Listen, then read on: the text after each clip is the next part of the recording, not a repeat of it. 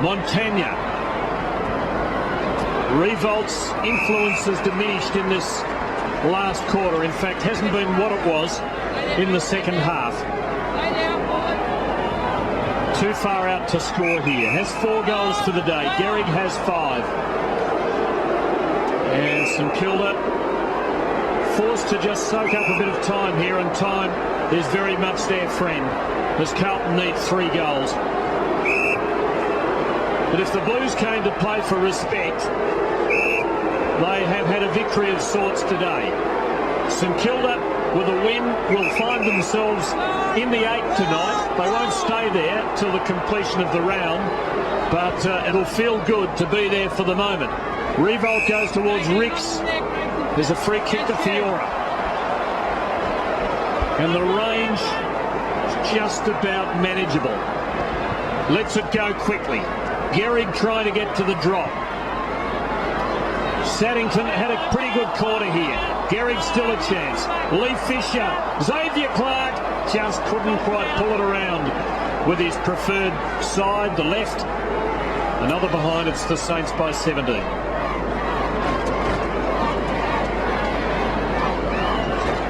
Counting down now in the final 5 minutes of actual game time. Ryan Houlihan. Blues need 3 goals. Got to roll the dice, don't they? Yep. Time ticking away. Gibbs, take a chance, take a risk. Bannister. And again, the natural inclination is to go back off the mark. Got to take a risk and play on. Gibbs again stops. Handball to Betts, but they're going nowhere. They've got to go forward, take a risk. Betts gives it to Gibbs, but his kick is very poor. A short kick that missed the target, and Gilbert marks comfortably low down on the wing. Sam Fisher racking up the possessions again. This is possession number 31. He's taken 16 marks and has played that loose role for most of the day across half-back.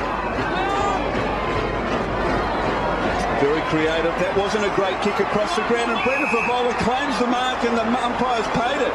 He kicked this too. Well, this is the 3rd or 4th time we've seen Favola work hard when St Kilda have got the ball to turn it over. And then this might be the inspiration they need. He's got to kick it from 55. He's kicked 4. Brendan Favola.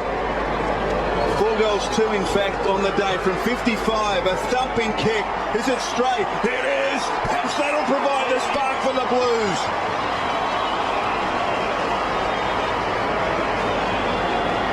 The margin is back to 11 points. And if they can get a quick centre clearance here, who knows? There's a replay of the mark. And geez, worked hard when St Kilda have had the ball today, Brendan Favola. 3 goals from direct turnovers. Brendan Favola working off the ball. He's got reward for effort. He took the ball from an aerial contest 60 metres out to complete the mark about 52 out. A nervous time for the Saints. The margin is 11 points. Carlton is still coming. Time against them. But you never know. 2 goals for the most unlikely of victories. Ricks brings it down to Del Santo. Skidding it forward to Fiora. Simpson with him. Line ball. Simpson did okay. Carazzo arriving. And Murphy. Good pressure from Harvey. Fiora once more. Flicks it out for Harvey. Maguire. Bannister got him. Montagna. And Del Santo on the non-preferred. Gehrig one out. Can finish it off. It is 250th. He kicks his 6th. And that'll do.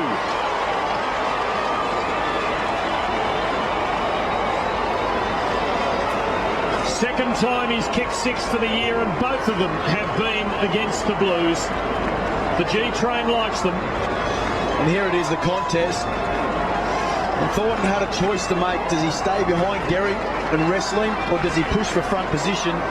He chose to go for front position, and Gehrig, too strong, and just bodied him out of the way and kicked an easy goal. What a game from Fraser Gehrig, 6 goals.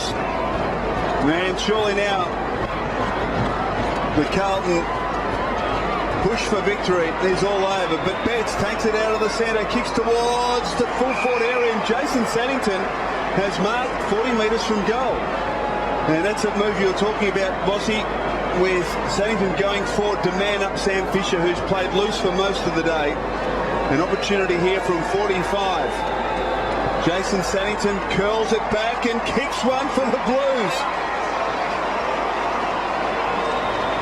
Margin back to 11. And that was the first clearance, centre clearance for Carlton this quarter. And they went forward, found the open man, and duly delivered. So all of a sudden, the action starts again. 6 goals to 2 in the last quarter. It'll be the first time Carlton have won a final quarter since round 1. And it's against an opponent that you felt would steamroll the Blues eventually. It's been a gutsy effort. Big clearance. Huge clearance. More than 29 minutes on the clock. Brett Ratton finding out about the tension of coaching on day 1. 11 points in it. Ricks beats O'Halpin. Betts read it. The Blues are away. Can Favola snare it? Not quite. Del Santo covers. Still a chance, Carlton. Bannister. Gibbs put the head over it. Gets the free kick. Within range. He's got his head over the ball. He hasn't taken possession. Yeah, go, mate. Sorry. What a moment for young Bryce Gibbs. The prize draft pick. Played for it. There was there. Set shots this year. 0 goals, 3 for Bryce Gibbs. He'll kick this. To cut the margin to 5 points.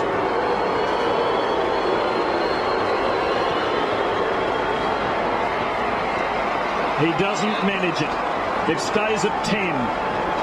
That might be the last shot in Carlton's locker. Del Santo coming in. After the Gibbs behind. Now called to play on. Oh, geez, he's given it up. Not quite. Thought for a moment Brad Fisher might have taken it from his namesake Sam, but not the case. 17 marks now for Sam Fisher. Called to play on. Wide. Fiora and Ricks. Good fist by O'Halpin. Well done ball. Handball to Hudson. Oh, good handball between players to Xavier Clark. Back the ball.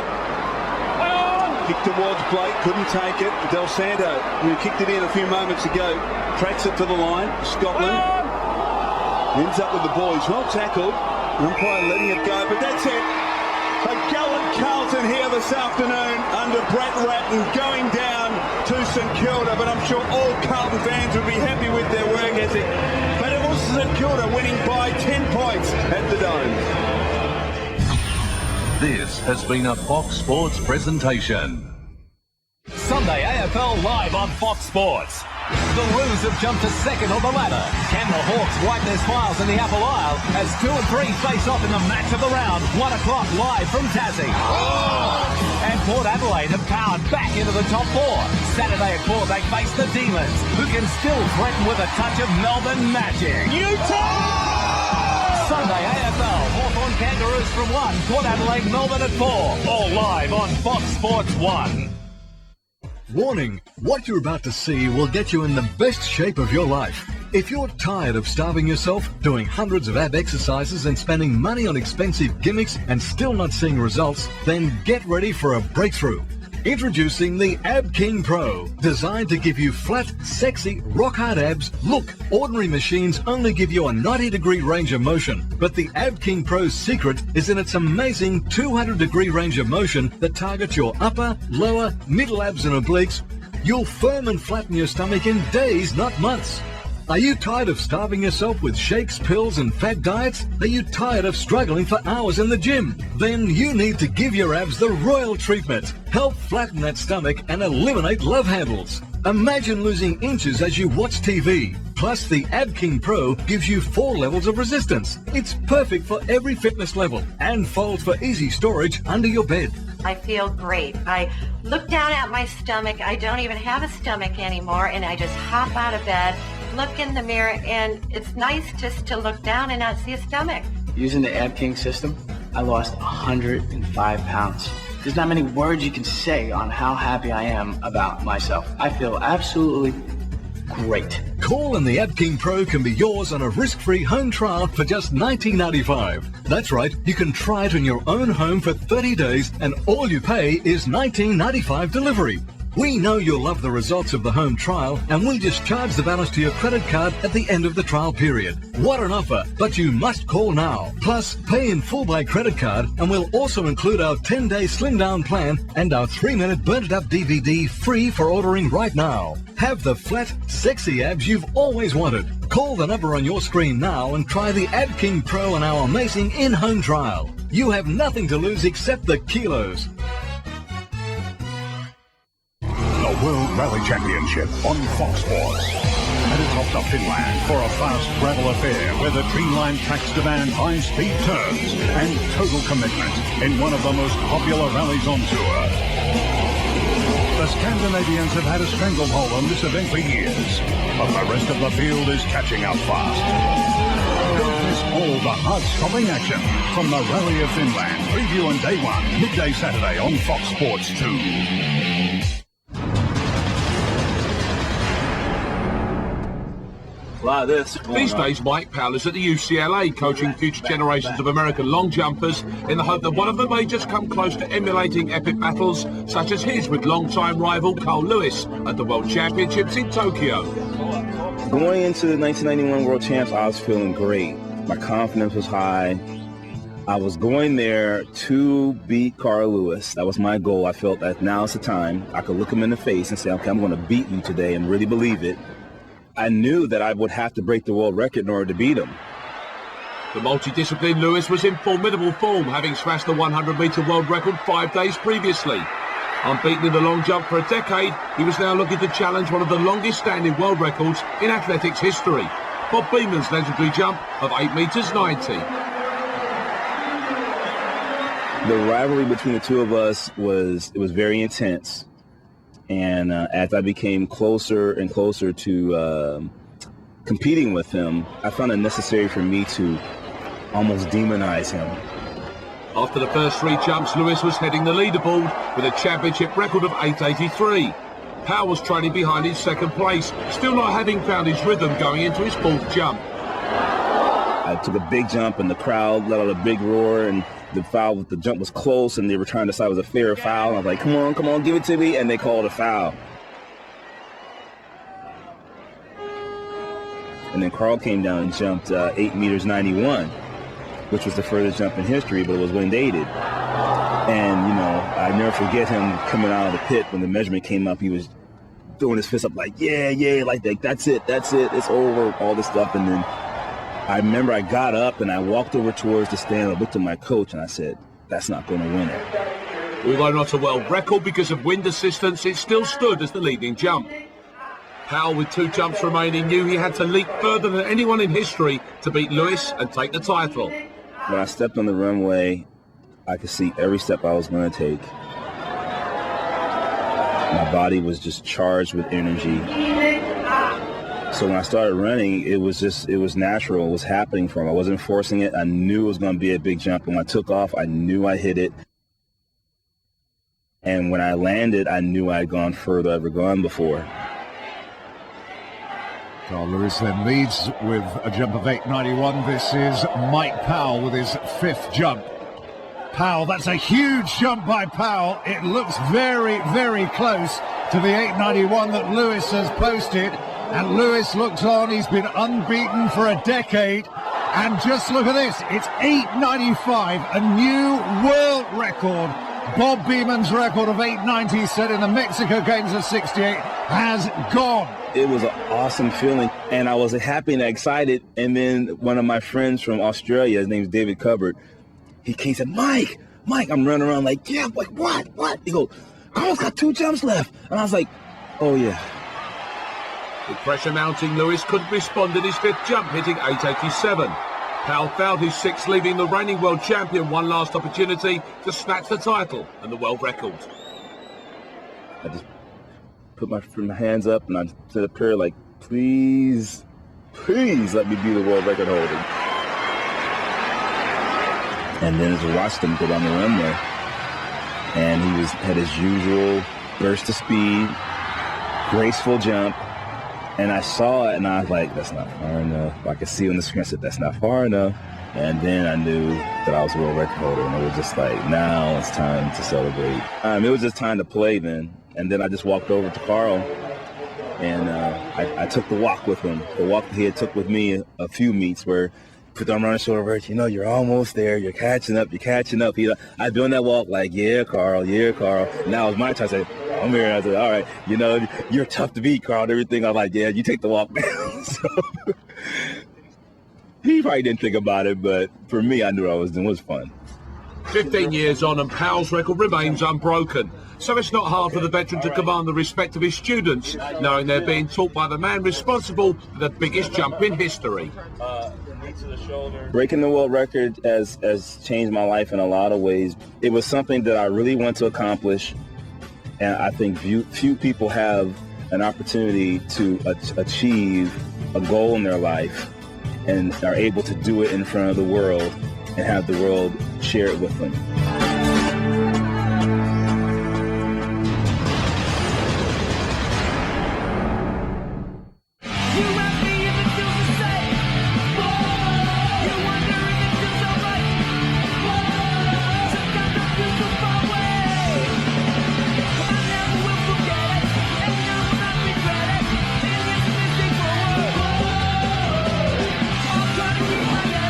TV is you.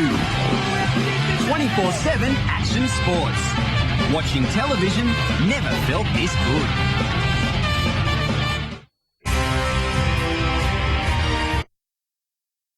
Bunnings Warehouse, where lowest prices are just the beginning. And Bottle Mart. Chances are there's one close to you.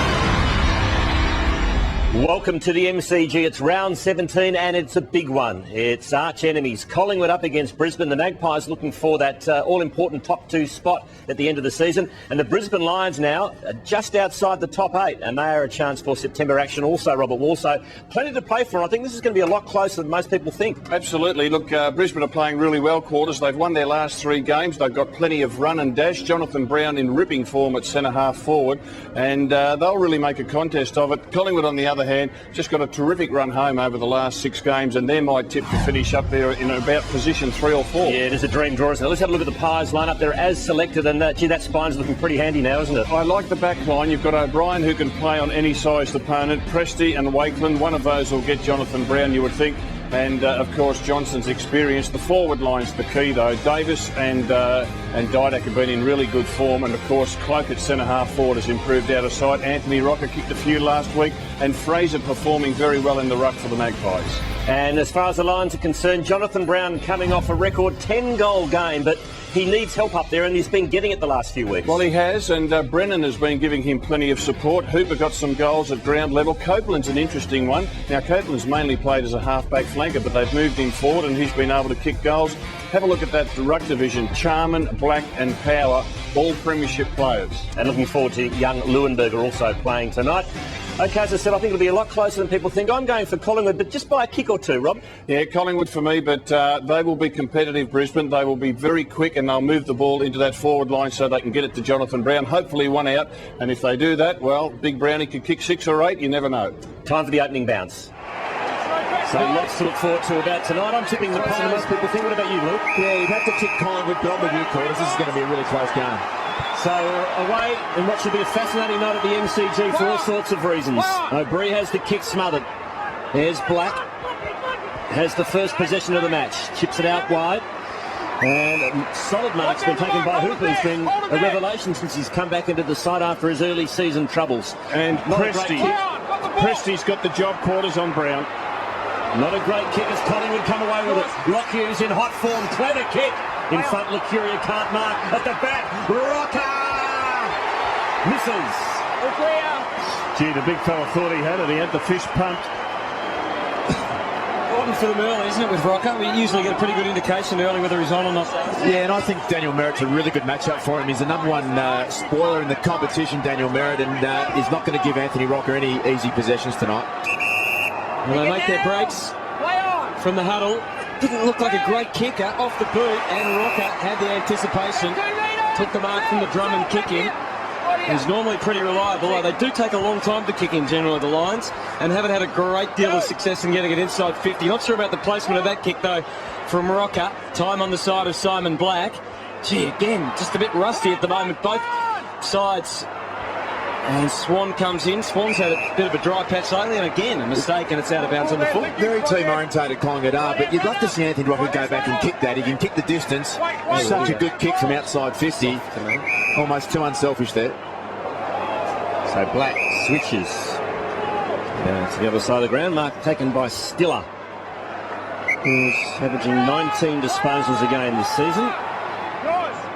Pops it up to a contest. Pat Ford, good mark. Harry O'Brien playing on Brennan. Into the middle to Black. Good kick again. He's had a lot of early touches. And Rowe provides the run, right? Smack bang in the middle of the MCG.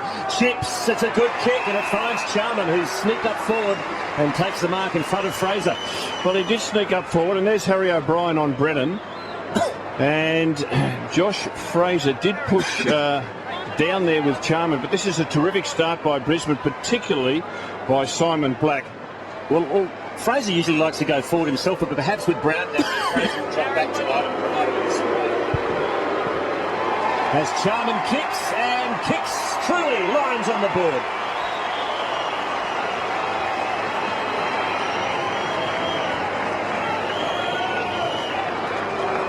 So there's Jed Adcock in picture. Let's get straight into the technology for tonight, and here's the heart rate at the moment for Jed Adcock, up at 188. Yep, and will I bring Quinny in once we get going or not? Okay.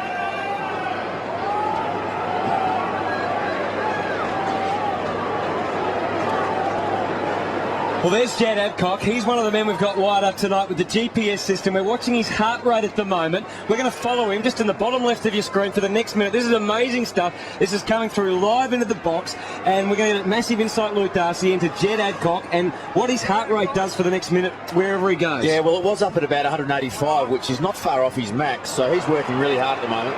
All right, we'll keep an eye on that. Obviously, the play going on, and he might get involved very soon. Drummond getting the ball on the wing. This is Johnson. And the Lions would have their supporters' hearts beating pretty well at the moment. Here he is in the play. Let's see the heart rate change much. It stays the same as he gets it deep to full forward. Copeland has been dangerous in the last 3 weeks. He's willing it back. But it goes through 4 behind. So the quick kick in by the... Marked by Lockyer. Pendlebury, bang goes Adcock. Good stuff up to 199 if you don't mind. He stayed cool when he had the ball before, didn't he? Pendlebury, long ball to the wing. No mark to Swan. Oh, it's in the back, is it? No.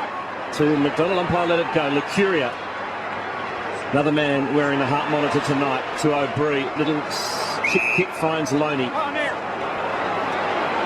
To Clark. A couple of Irishmen playing tonight. He goes into the pocket over the head of Rocker. Here's a big opportunity for Cloak.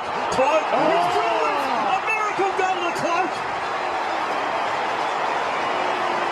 Dankossian. Incredible goal. He knew what he was doing. He knew he had to bounce it. He had to bounce it just to get a little bit of angle, and he got that with the bounce, and he would have had the width of about 2 footballs to squeeze it through. Have a look at that. Absolutely knew what he was doing. That is a sensational effort by Travis Cloak.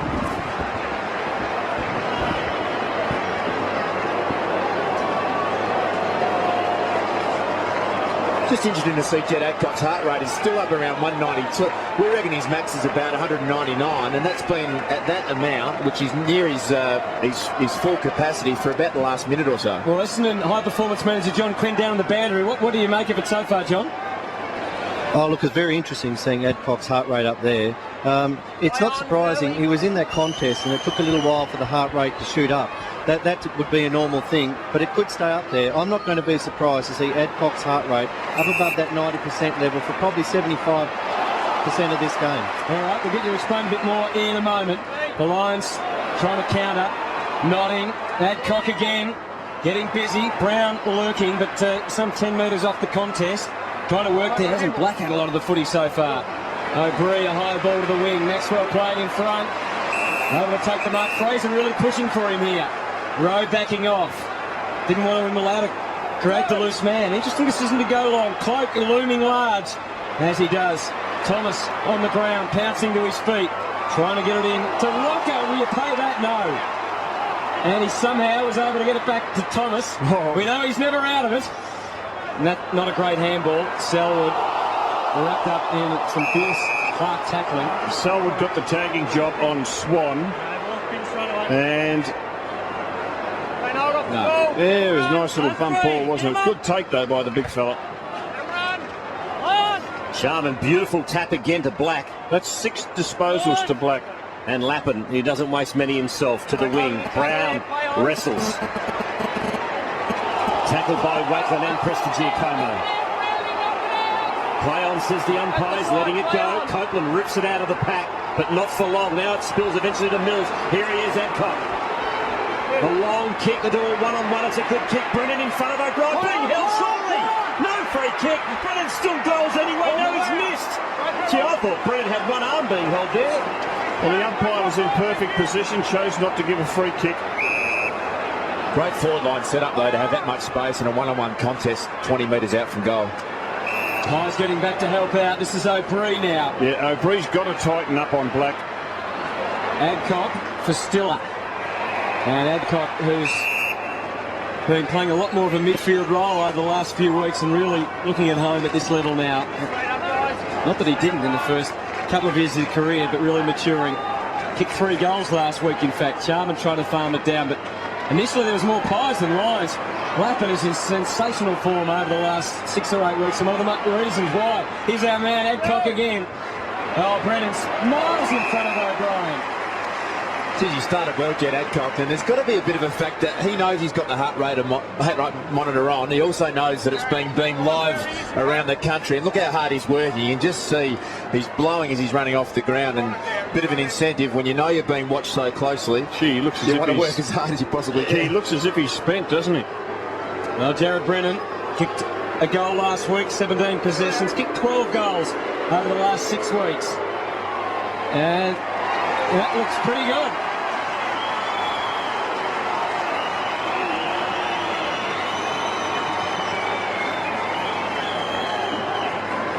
And the Lions need business, boys. Yeah, they do. And it's always been probably the part of Jared Brennan's game that he'd like to improve is his kicking. And he has kicked a number of goals in the last few weeks. So good start for them. He's really providing an option up forward after starting this year in defence. So good start for Brennan.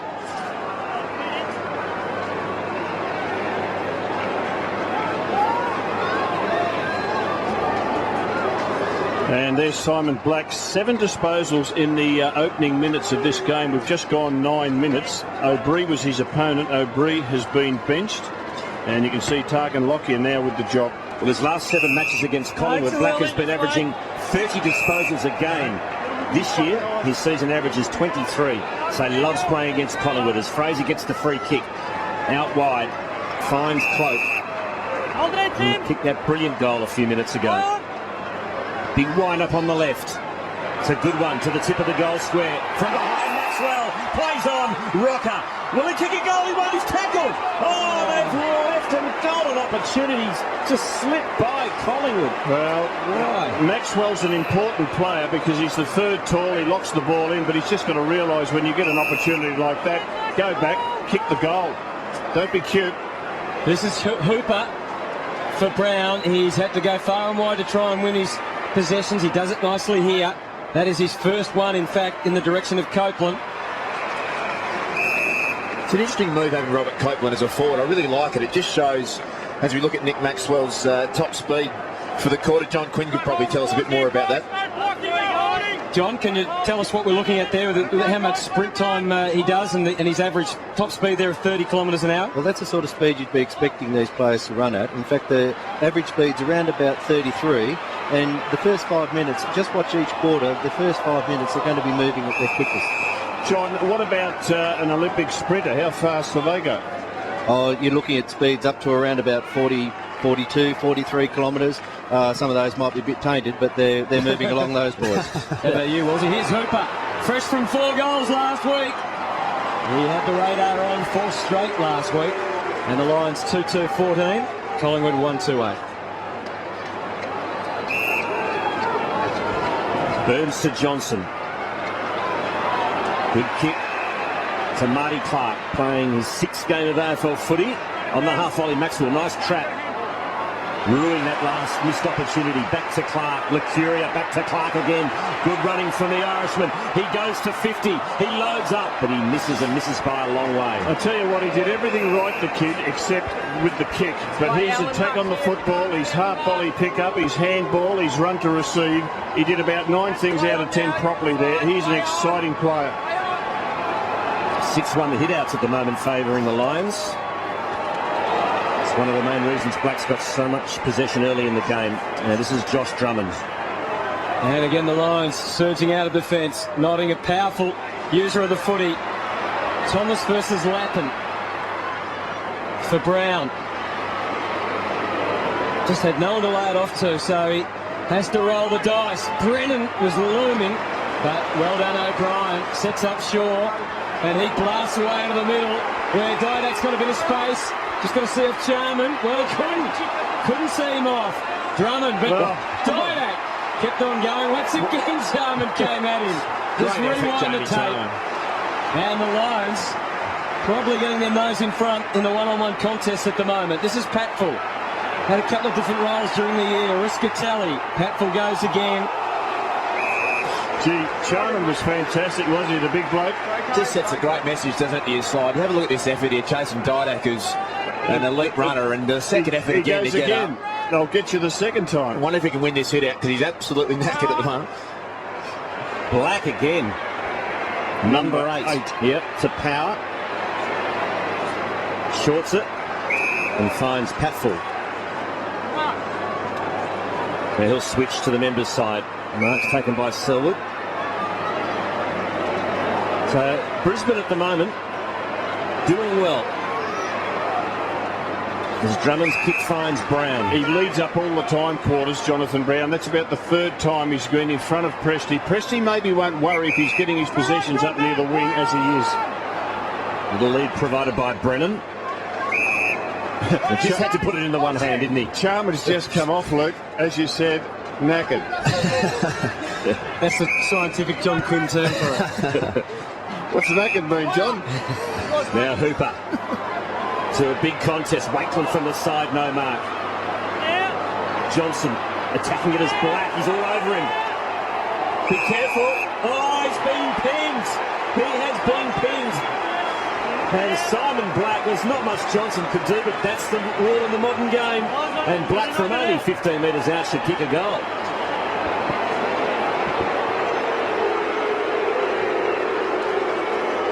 Well, that's the rule, whether you like it or not. He didn't try hard enough to get it out. So Simon Black, his 9th disposal to put the Lions further in front at the halfway mark of the first quarter. He chips. He goals.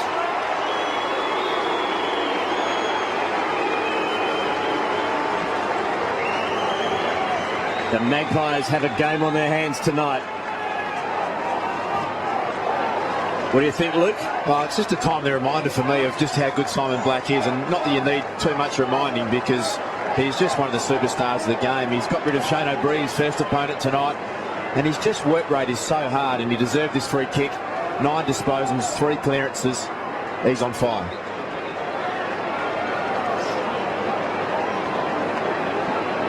Of course, Simon Black, who's kicked a goal and had 9 possessions, as you mentioned earlier, Quarters, fond memories against the Pies, and more so than the 2003 grand final where he took the Norm Smith and had 39 touches. So he's going at about that rate at the moment, and the Lions certainly impressive. Talk about impressive. Just keep your eye on Leuenberger, both tonight and in the next few years. The way he's looked early, he's going to be a star of the future. We don't want to put the moz on him too early, but shown some wonderful signs in the last few weeks after being picked up at number 4. This is Riscatelli. Mills was in the mix there. O'Brien, Richards playing the backup ruckman role tonight. Shaw, Barnett. Jonathan Brown just put Heath Shaw down. This is Johnson as they come out the other side. Thomas working hard for him on the wing, but after that he might have to go. Oh no, he's in and out and really can't find the outlet he wanted. Magpies have got a giant forward line. Cloak, Rocker, Maxwell and Fraser all in the forward line with Richards rucking. I guess they feel they can test out the Brisbane defence, don't they, for height, Wolsey? That'll be the plan. And there's McGrath. And again, impressive the Lions. Stiller and Riscatelli. They lead by 13 and trying to build further. Clearances 8-1 in favour of the Lions at the moment. And look at this, running in waves. Lappin out wide to Brennan. He'll line up for goal. Well, he should. He's within range. Geez, they look really dangerous with a quick movement, Brisbane going inside 50. And Brennan and Brown have both been able to win possession. But on a slow play, Collingwood have just, at every occasion, either getting Harry O'Brien or Shane Wakeland back in front of Jonathan Brown. So quick movement is really going to hurt Collingwood. And the Brisbane team try to get it into that central corridor from back pocket, back flank. They look to square it into the middle, then start their run. For his second. It's home. Well, the Lions have got the jump on the Pies.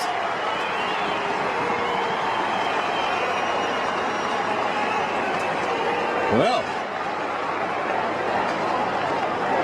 Geez, their running is amazing, isn't it? Just running in waves from half back at the moment, and it's a big effort to run Collingwood off their legs. Yeah, especially when you've got players of the calibre of Lappin and Power and Black. I mean, as I said before, we probably underestimate just the quality that they've still got out there, and the younger players, Adcock and these guys, have started really well.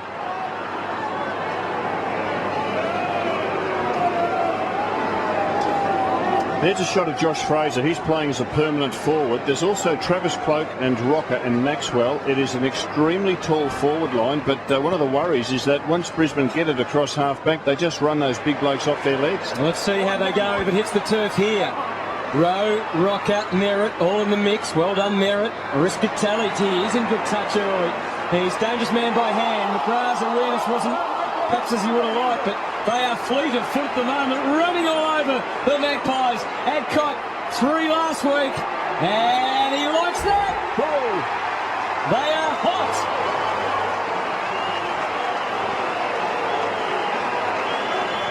And when you're hot, you're certainly hot, Jed Adcock, Hutto, as you called. I mean, just a good example of, and well done here by Ashley McGrath, to just shrug the tackle from Goldsack, get the ball quickly into the forward line, and Adcock just shows how much a rotation plays in the game. He's had his spell, come back on fresh, and he's able to kick a goal from outside 50. Without that rotation, he wouldn't be able to do that.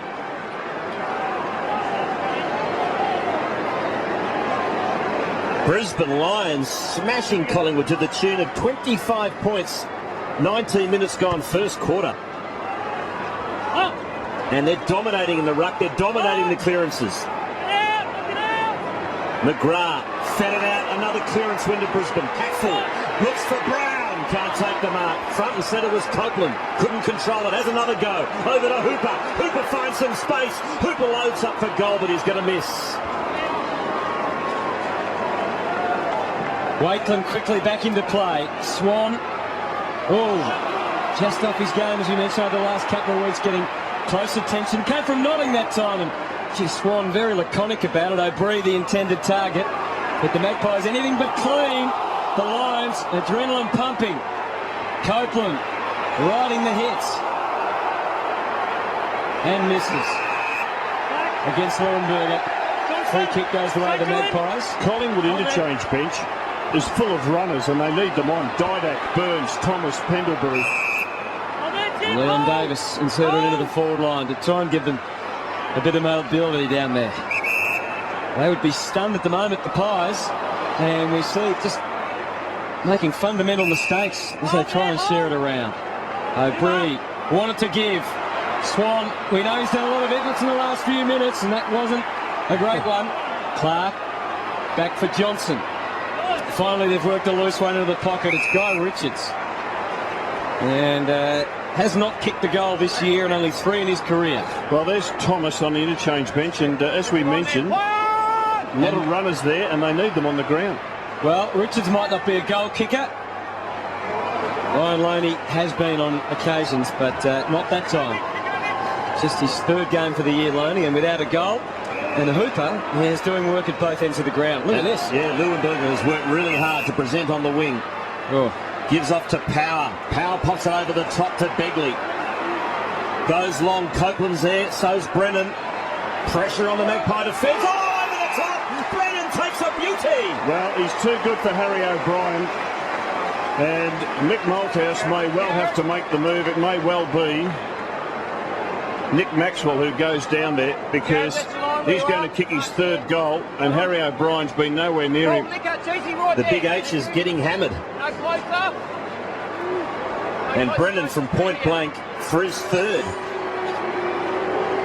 This will make it 31 the difference.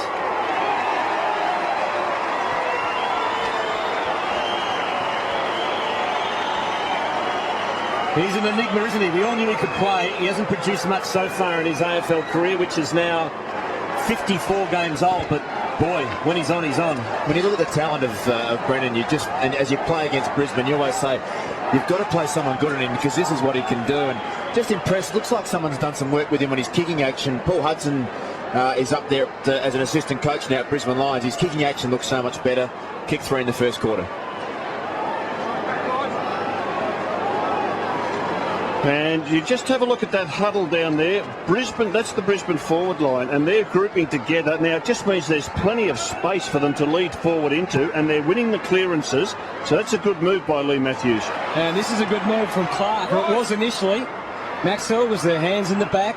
Rowe, Begley, a late inclusion. Gee, they're just full of aggression, aren't they?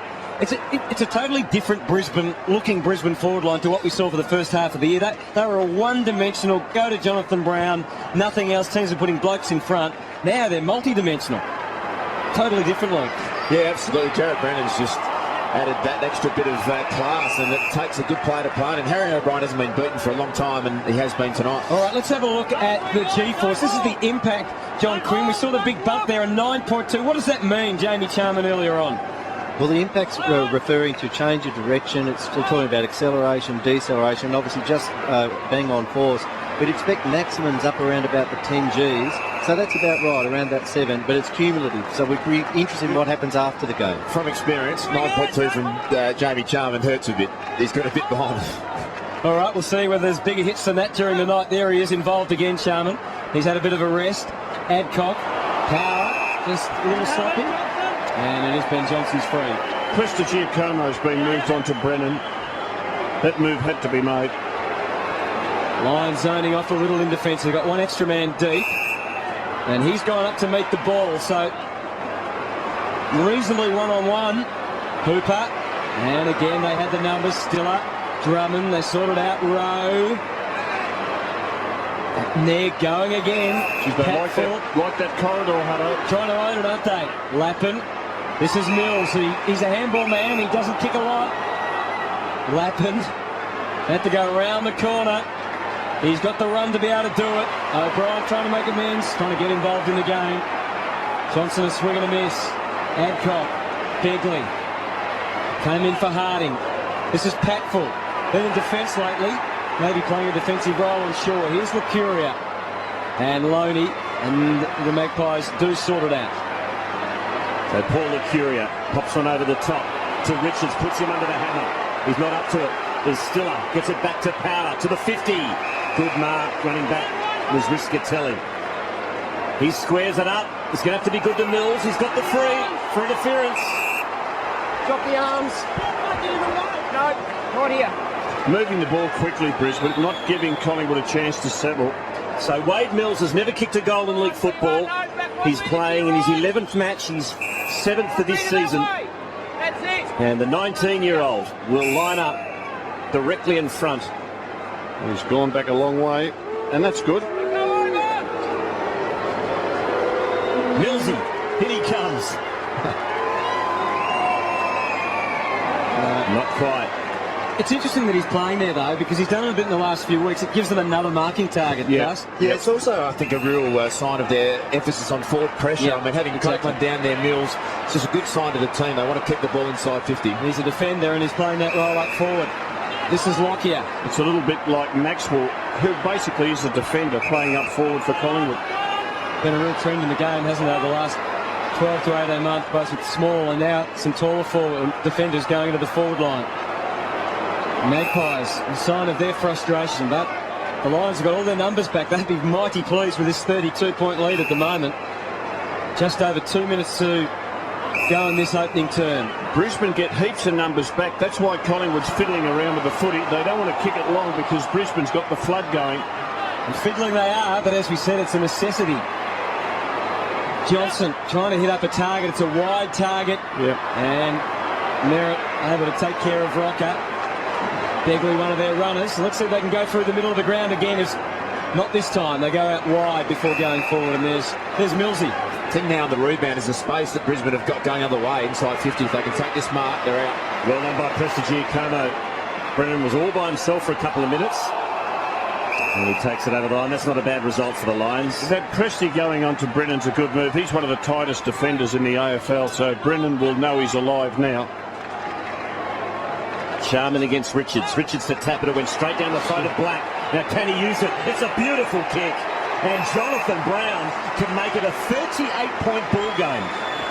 Just couldn't be more impressed with the way Brisbane have played this first quarter. And their setup's been so good. I mean, the space... You can see Simon Black, that's his 11th disposal this quarter, but look at the space inside 50 there Jonathan Brown's got. He would just be loving life with that sort of space. He's hard enough to beat with 3 opponents on him, but give him that amount of time, he's almost impossible to stop. Seen something tonight, Luke, that haven't seen much before, and that is a cluster of Brisbane forwards, nearly always together, so that when the ball comes forward, they've got space to the side, up front and behind to move into.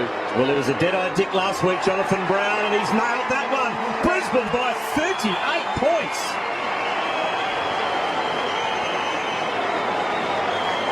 As Bobby Davis would say, fair dinkum. Unbelievable. Bobby's pretty happy at the moment too. I'll tell you who's unbelievable is Simon Black. I mean, we know he's unbelievable and he's won every award and honour in the game, but it's just great to see him at his best again tonight. He's a superstar.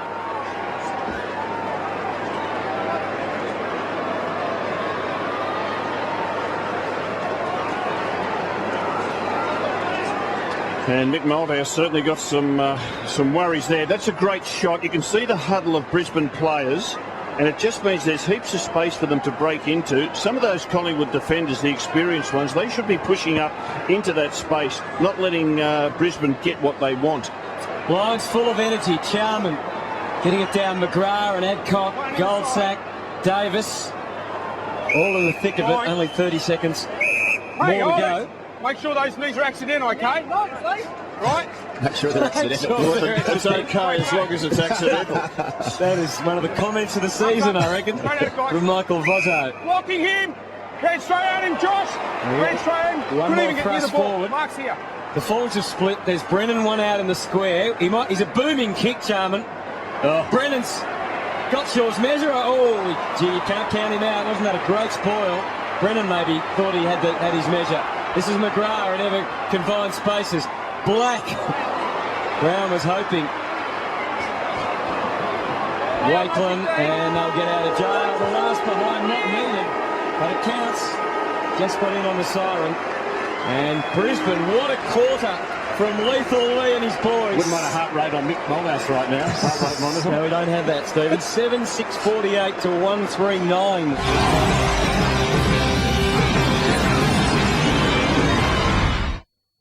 30 months, no deposit, no interest until January 2010. Now at Harvey Norman. Get on the ball and catch this incredible offer in-store now. Monthly repayments and 30 months, no deposit, no interest until January 2010. We've got it all ready to roll. A huge range of big screen home entertainment and household appliances, computers, home office and mobile technology, furniture, bedding and bedroom furniture. Plus 30 months, no deposit, no interest until January 2010. But hurry, limited time only. Go Harvey Norman.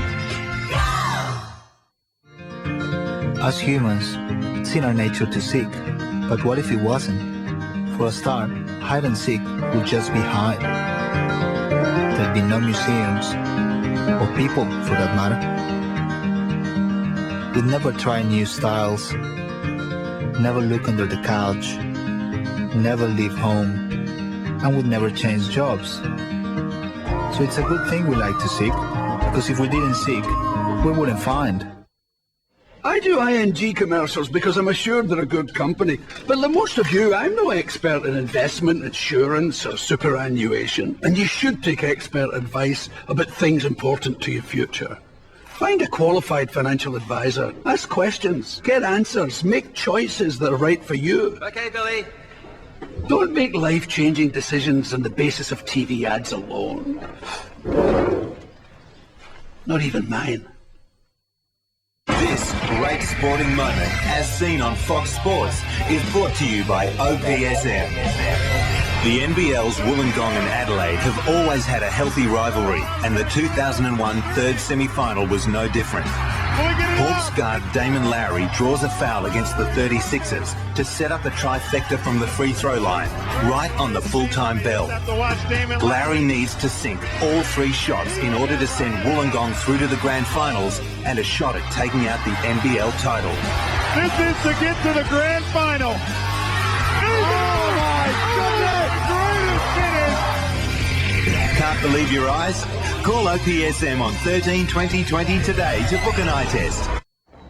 So where did you used to teach? I used to teach at Collingwood Primary. Oh, I used to play footy for them when I was a kid. So you played for Collingwood then? Hey, I never knew that. Hey, Edward, my dad used to play for Collingwood, see? Now you can really be part of the action with sport exclusively online and on your Telstra mobile. Enjoy live AFL scores and stats, match replays, highlights and more, all on Big Pond Sport. Intelligence is expressed by the decisions we make. Consider the Kia Magentas, the smart choice in medium-sized cars, with the highest standard of safety equipment and best fuel economy in its class. Plus a 5-year warranty. At just $25,990 drive away, it's a smart choice. Visit your Kia dealer today. Kia, the power to surprise. Tonight at 7:30, England clash with India in the second test, live from Trent Bridge.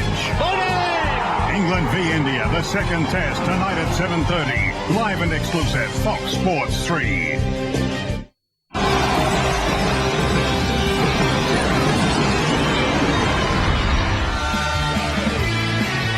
Well, what a performance from Brisbane in the opening quarter. Would you believe it? The Lions lead by 39 points, 7-6 to 1-3. Brennan's kicked 3. Black 12 disposals. I tell you what, Jamie Charman only had 2 disposals in that first quarter, but he was as dominant as Black was. It was a terrific performance from Brisbane, and this man and his Chargers have their work cut out now. They've got to cut back a 39-point deficit. Robert Walls and Luke Darcy. Well, I think they'll cut it back because I'm pretty impressed with this Collingwood team. One thing they do, they fight out every game that they play in. Okay, they've been shell-shocked there by the Brisbane start. They've had a chance to settle down. They'll come back. Well, let's have a look at a couple of the GPS stats here in the first quarter. Speed, Nick Maxwell topped it with 30.2. Daniel Merritt got up to 30. John Quinn, your thoughts? Yeah, the one that stands out to me is Copeland there with his average speed of 6.4. And also look at the total distance that they're running. So Copeland's up very high for a total distance of 3.4. For a fitness coach, that one stands out. In fact, Copeland playing a lot of times in the forward line. And there's the distance, how much time he's jogging, 1.7. And the totals, you said 3.43. He's covered more territory than anyone else. So who said forwards were bludgers? Wow. We start this second term. And it's got to start in the middle for Collingwood. Fraser's got to get his hand on the footy, and the midfielders have got to get some possessions as Collingwood go inside 50. Rocker attacks it. Beautifully done to O'Brien in the pocket. He tries to kick the goal. It's across the face and just the one behind. Shane O'Brien, who started his career with the Brisbane Lions, playing 19 games after being taken pick 10 back in 1997, and found himself in Collingwood colours. What do you think the Magpies will be working on particularly after the quarter-time break, Luke? I think they've just got to get the ball on a bit quicker, Hutto, and take some more risk. If they play on, they can give Rocker and their forwards a chance one-on-one, and they haven't had a lot of that in the first quarter. Dane Swan has been moved deep into defence on Jared Brennan. That's Brennan's third opponent. Merritt and Drummond combining, and they find some space through centre-half back. Let's see if Notting goes. He does. Through the corridor again. And in the direction of Brown and Copeland. Oh. Presti committed. Was it a free? No, it wasn't. Copeland was there at the front trying to help out Loney and Thomas. Got Thomas playing on the half-back flank. Burns. Bit of overlap. Something we haven't seen a lot of for the Maggies so far. Drummond was committed. O'Brien. Patfull's Brisbane player down and hurt quite badly, and Rocker's taken the mark, and it's Drummond. Yep. He's had some chronic injuries in the past, hasn't he? I hope it's just a corky or something. Elbow to the head, maybe, from Cloak. Yeah, looked like an elbow to the head. Yep, he will come off. He's in a bit of strife. Mick Malthouse has put a couple of his midfielders into defence. Thomas is one, Swan's the other, so looking for a bit more run out of that back line. Anthony Rocker at his 13th season, 11 of them with the Pies. His 10th game tonight with the Magpies. 30 goals, 26 for the year. And they need him to have his kicking boots on tonight.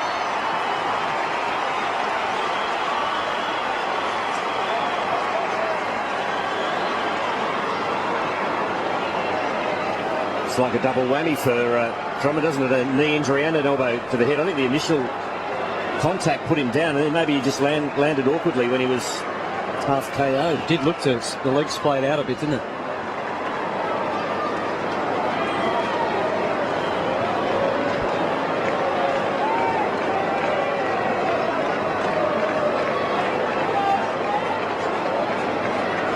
The all-important first goal of the second quarter goes to that man, Anthony Rocker. Boy, did Collingwood need it. They've cut it back to 32.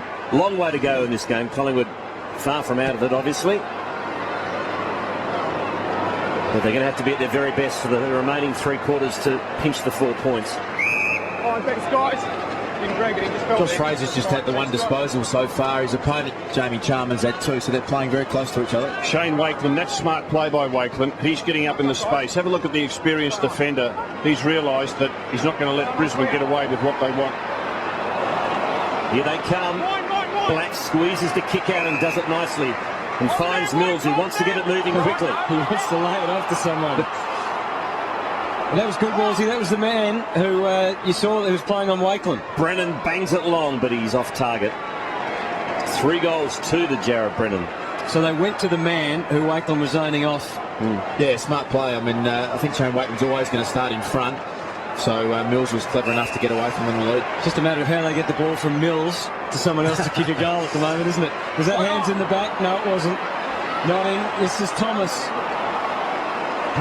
At the moment, the Brisbane side is very hard to pass. Hooper, we know he can do some tricks. Goes to work. Gets the goal umpire working as well, unfortunately, from his point of view. He booked himself there. Yeah. Geez, they look dangerous when they go forward at the moment, Brisbane. Every time they have an inside 50, you just think they're going to score. Christie on Josh Drummond. He's just been taken down into the Brisbane rooms with the doctors to have a look at his right knee. They don't seem too concerned about the knock to the head. It's more the knee injury. Prestigiacomo goes short to Thomas. To Johnson. He's been a bit down this year as far as disposals are concerned, averaging 18 a game. Good work by Collingwood. Gee, good run by Heath Shaw. He goes sideways to Burns, who lost his footing. Wasn't the best of passes. Davis run down by Lappin. Hooper couldn't quite control it. Burns will have another go. Back to the 50. Didak has to kick, partially smothered by Adcock. Good fist away, but only as far as Shaw, who kicks it inside out. and hits the behind post. So it's a free kick to Brisbane. Didn't end up getting a score there, but it was a better build-up for Collingwood. You could see every play. It started with Johnson down back. He played on. Fraser reeled and went straight away, and Burns played on. That's how they're going to get back into the game. Well-placed kick for Adcock, and eventually takes the grab, despite the pressure from O'Brien. Lions trying to make it 4 wins in a row, and that looked most unlikely in the mid part of the season. He's nodding. Hasn't he been devastating again tonight? They went for a period, Brisbane, where they, in 7 games, only had a draw. He adjusted the kick there still. I'm not sure he made the right adjustments. He was trying to get Brennan. It was actually a reasonable kick still, and maybe could have gone for goal. But the Lions still pressing. They've had 16 scoring shots to 6 so far, and their lead is 35. Because they own the corridor at the moment, don't they, Luke? Yeah, it seems it's been a real focus of theirs to come back through the corridor, and it's working well. Martin Clark has the ball at half-back for Collingwood.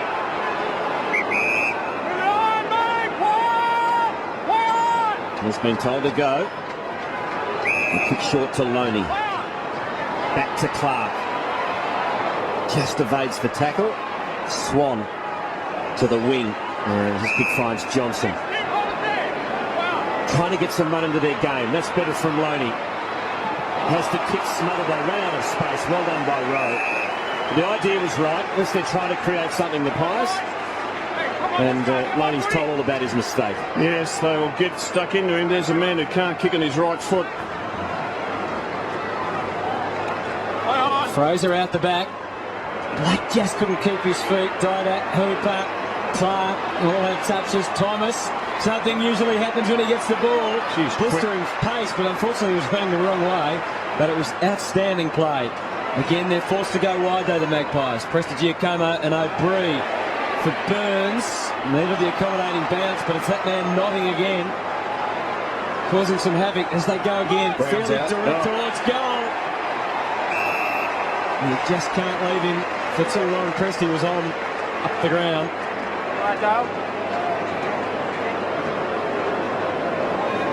And so, as we mentioned, Jonathan Brown, unbelievable goal kicking last week. Well, he credited his I'm quoting here, his Mrs. Chili.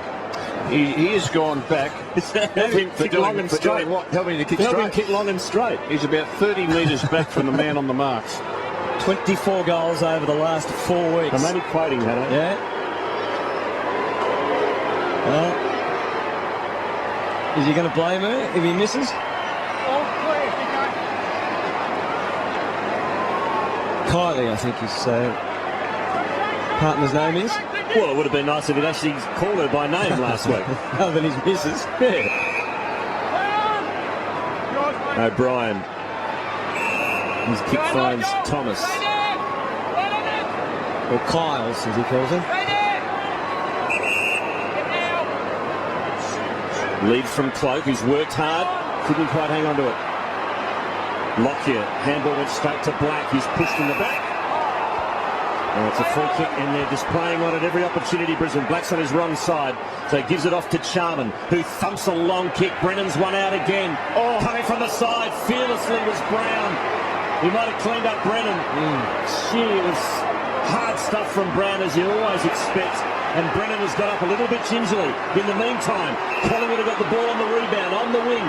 Didak chips it inboard to Clark. In fact, it's not Clark, it's Shaw.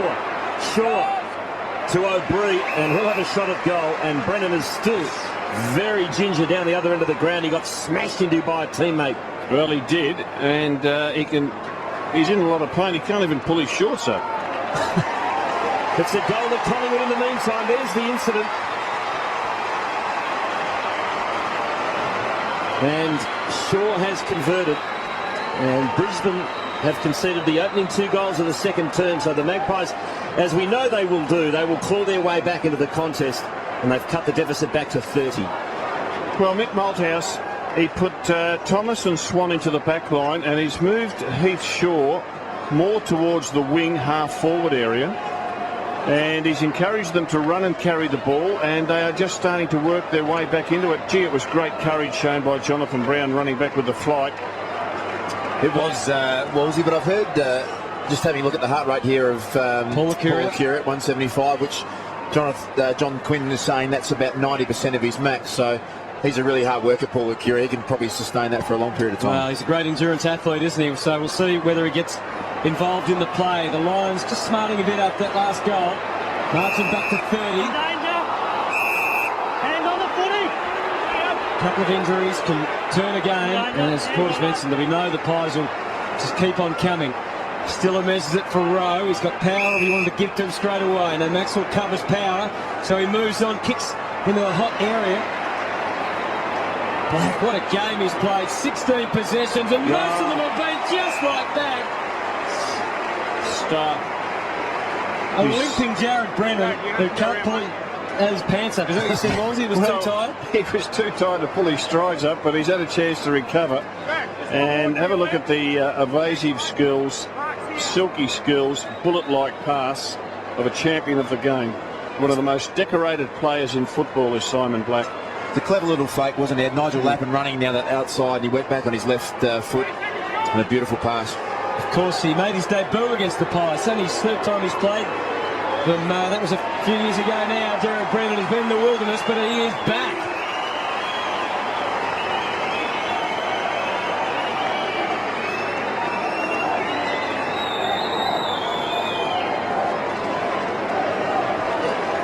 For us young Turks, Rob, but Simon Black, who would you compare him to a player of the 60s or 70s?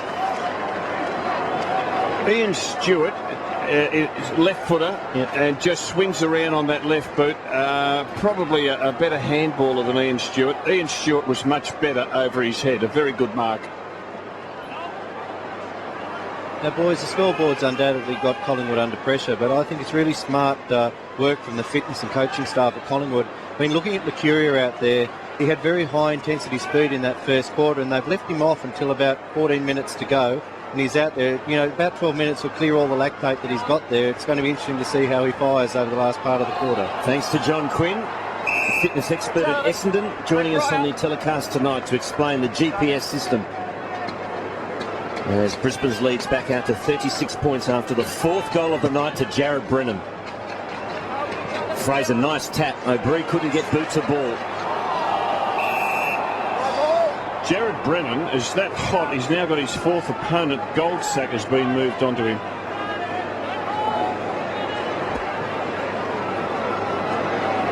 Fraser again gets a touch on the ball. It's inside Collingwood's attacking 50. Selwood gets bowled over cleverly by Davis. Rocker to Loney. Squares it up. Not a bad kick. Just getting in there in the nick of time was Rowe with the spoil. And it's a rush behind to the Magpies. That's terrific play, isn't it? Because Cloak beat his direct opponent and Rowe came across to help out. Rowe's calling for the huddle, saying to his teammates, get in the huddle down the middle and then break, and I'll see if I can hit one of you. He's learned his lesson, Rowe, because remember last year he tried to do that without kicking to himself. It's actually pretty good composure, really, from Jason Rowe. He had nothing on, so better than to turn it over and give away a goal. He's looking for his teammates to run and spread hard here. And winds the pressure up a bit, though, doesn't it, for the next kick? And he's able to find Stiller. And now Beckley.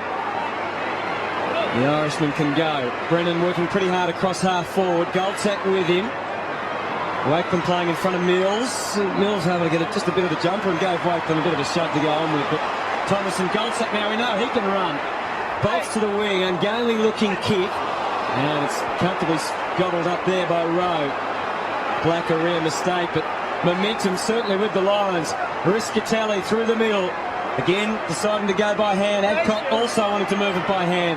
Lappin, high ball to the square. Can Brown get there? No problems. Kicked all his goals from set shots, well, not necessarily set shots, but after marks last week. All 10 came after marks, a few were play-ons. Spoken so much about Brisbane through the corridor. It's just been their absolute method of going forward. They kept cutting back through the corridor. Just set up so many opportunities for their forwards. It's a great play. That's it there. 20 gone. So, Jonathan Brown. He kicked 8-10, so they haven't been right on line. Oh. Hit the stick. Very hard. Thanks, Rob. Thanks. So he's off target tonight. Jonathan Brown, 1 goal, 2. Sure, much to the relief of all the Collingwood supporters watching around the country. Is there in a spot of bother at the moment? They're down by 35. Oh, McGrath almost intercepted, but he got it in the end. Sweeping handball was a beauty to Lappin. Now, he usually uses it well, and this is no exception. What a beautiful kick. Just held on to it. Waited. Saw the movement by Brown, put it in his path. A great understanding this was, wasn't it, from between Brown and Lappin. Brown was initially heading back, and Lappin knew to wait for him to come forward, and no defender can beat that. It's just too good a pass. Could have easily been in Collingwood colours, Jonathan Brown, but he chose loyalty over dollars. Not that he's been badly paid up north. Good call. It's a goal anyway. It's a goal, guys. It's a goal.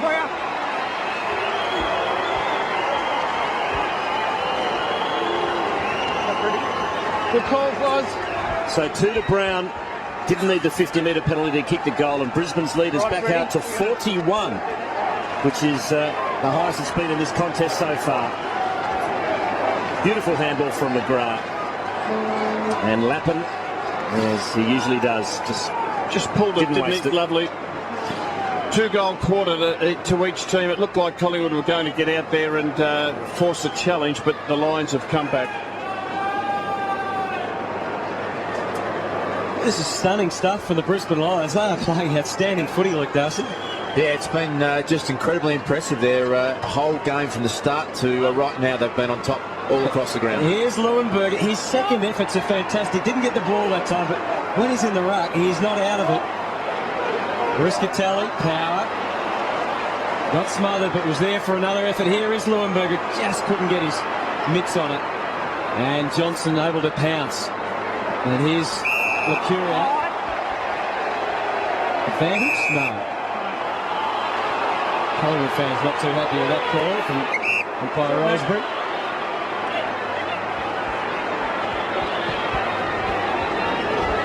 I wonder if our instruments, our GPS system will be able to tell whether someone's faking for a free kick or not if they don't get the GPS impact. That might be the way the AFL can... No, I don't think so. Here's Lacuria.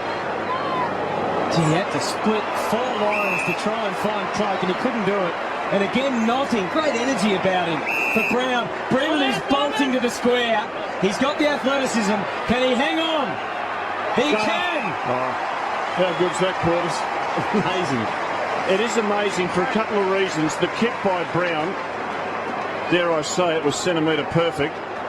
The run by Brennan was flat out to the right space, and then he was clever enough and skillful enough to take the mark. How about the space inside 50 for Brisbane, though, Wolves? I mean, when you're running in, he had the whole 50 to himself then, Jared Brennan. It was a great kick, but you love that as a forward to have that much space. 4 goals, 2 for the half. What's his record, Hutto, for a game, do you know? We kicked 4-3 a few weeks ago, and he's put through his 5th. Jared Brennan, this is an extraordinary first half. Collingwood fans would remember him from 2003 when he made his debut back in round 4. Had 14 possessions that night, but it was some of the things he did that got everyone excited. I think even Lee let the guard down, said it was the best debut he'd ever seen, and we thought it was going to be the start of an amazing career. Well, it might be. Who knows? Yeah, the talent's been there, hasn't it? Every time you've seen him play, you've seen glimpses of this magical talent, and just starting to put it together now. His kicking looks so much better. He's kicking straight. He's moving really well. He's onto his 4th opponent. Just adds so much to the Brisbane forward line. Well, a career best 5 goals for Jared Brennan. His previous best was 4, and just a month ago, Brennan was playing for his football career at Brisbane. All of a sudden, he is back in town in a big way as the Brisbane Lions go forward again. This time Collingwood will repel. And it's Goldsack who rather laconically kicks to Lockyer, but it's good enough. And Collingwood out of danger. 47 points in arrears are the Magpies. Burns to the 50. And Patfrell is happy to see it over the line. Is it over the line? Yes, it is. Wondering how Collingwood can get back into the game, Quarters, and you're just looking at the clearances. The overall clearances are 15-7 in favour of Brisbane. They've got to start getting their hands on the ball. Starting right now, they need to win some of these stoppages. Travis Cloak hasn't touched the footy this quarter. Yep, about 35 minutes to be precise. As the Pies go forward, Maxwell. Slick hands, but couldn't hit O'Brien on the chest. He's run down by McGrath, and then tackled also by Rowe. No chance. There'll be a lot of other coaches watching tonight with interest about what Brisbane are doing to Collingwood. Pace, I reckon, is the main thing. Pace and an open forward line. Winning the clearances at the stoppages. Leuenberger and Richards, and it's over again. Whilst all this has happened, the ball's been in Collingwood's forward line. Brisbane players have just streamed down there. There are only three Brisbane players not in that defensive arc of theirs. Still watching Paul Acuria, keeping an eye on his heart rate. Got it up near the 200 before, which is very high. Nodding, not 15. Adjust to the situation. There's Joel McDonald now. Powell's got issues here.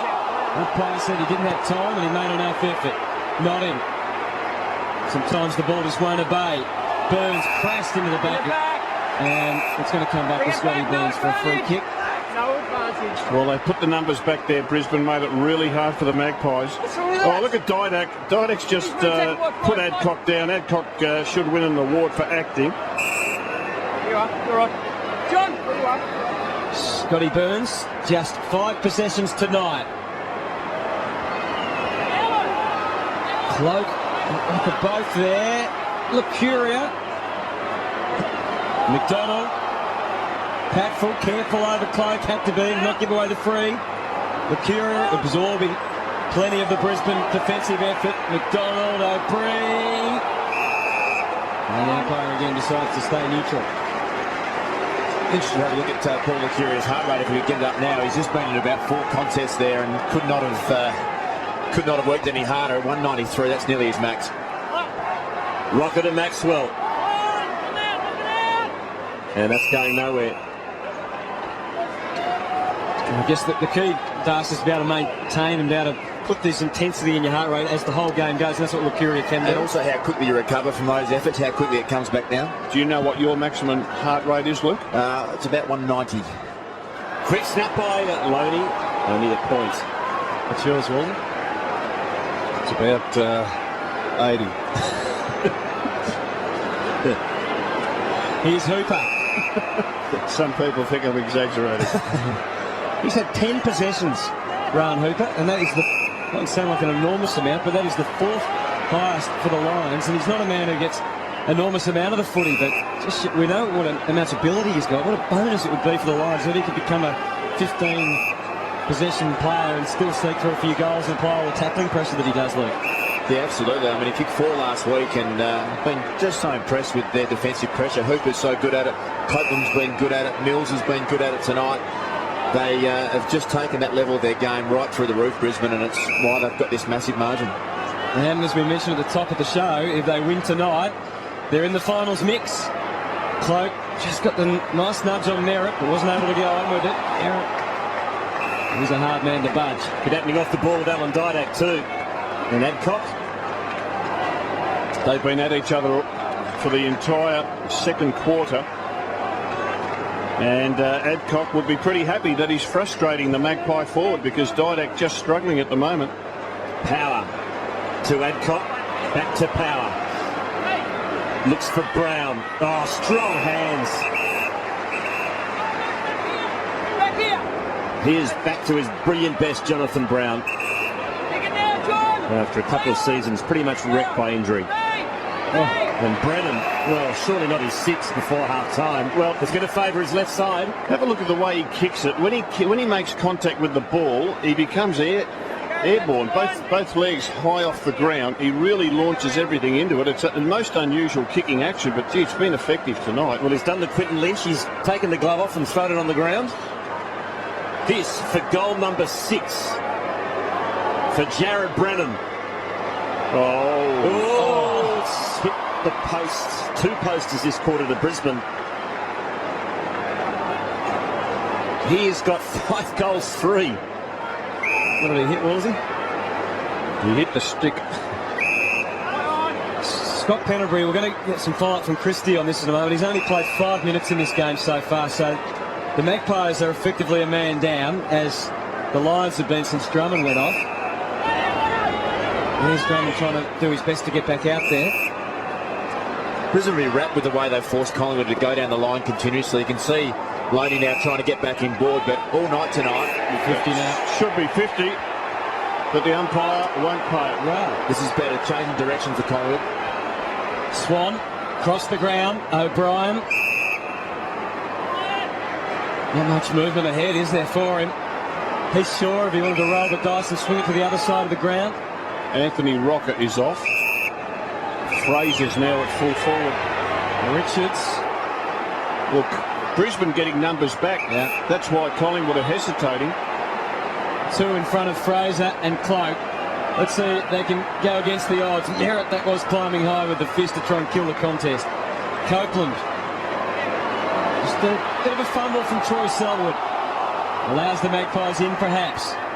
Leon Davis been in super form, but not tonight so much, even though he's... Another statistic dominated by Brisbane so far tonight, Anthony. Tackles 30 to 17. Gee, that is. They make it now 31 to 17. A good indication of their impact tonight. This is Burns and Sharman again. Black locked up, so Power got it moving. Nodding. This is Adcock. Adventure through the middle of the ground. Good protection provided by McGrath. Brennan. Let's see if he can get involved. See if he can get a 6. He's gone. No, he's given away the free. They said the handball was okay. Yeah, Harry O'Brien sent back onto Brennan. That's who he started on. So he's had 5 opponents. Jared Brennan. Nice move by Goldsack. It was well done as he hits O'Brien on the chest. Off to Burns. Kicks towards Fraser. He's up against the best spoiler in the competition. Merritt. Oh, he dived on top of it. Look out. Is he going to be penalised? No, it's over the line for a throw-in. He's had 25 more spoils than any other player in the competition. Daniel Merritt. Been good for him to be settled at full back quarters. From the throw-in, Begley just managed to get boot to ball. It's tough inside Collingwood's attacking 50 at the moment. That's a good handball. McDonald shrugs the tackle to McGrath. Nothing to kick to. Now he finds Black. And that's a shank. First one for the night. We're allowing that, but Brown still gets the footy. Good tackle on Riscatelli by Maxwell. It was a ripper. It was a goal-saving tackle. Maxwell wants the free kick. Just another inside 50 set up from looking at the tackle on Riscatelli, which might have been a bit stiff. It might have been a free kick, but just their clearance work, Brisbane, has just been so good tonight. Here's another example. Simon Black has just absolutely smashed them tonight around the clearances. And so is this man, Jamie Charman. And this, as we near half-time, could make it 53 points. Simon Black, 19 disposals, several opponents. Burns, his opponent at the moment, is just dynamite. And 7 clearances too, Rob. Yeah, he's just dynamite around the stoppages. He just reads it off the hands better than anyone on the ground. 7-4 this season for Charman. And Brisbane lead by 53.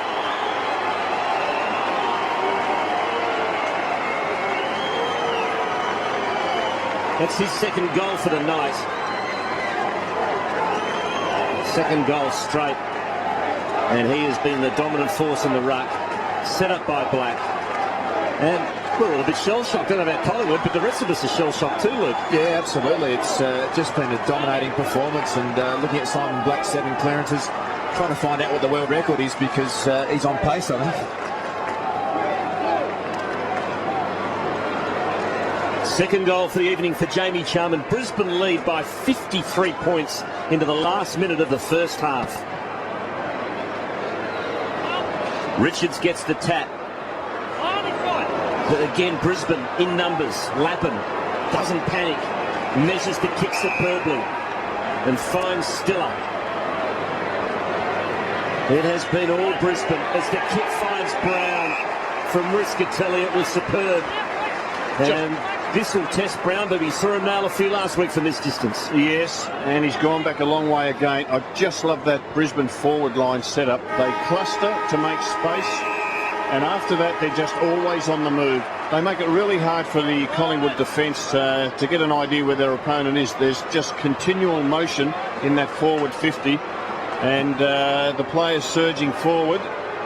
They just don't rush it. They just wait and put it out in front into space. Brown's got 2, just to make it 59 points. It's a thumping kick, but it's going to miss to the right.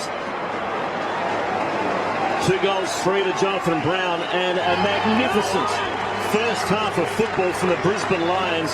Collingwood fans are shell-shocked. Brisbane leads the hot favourites Collingwood by 54 points at half-time.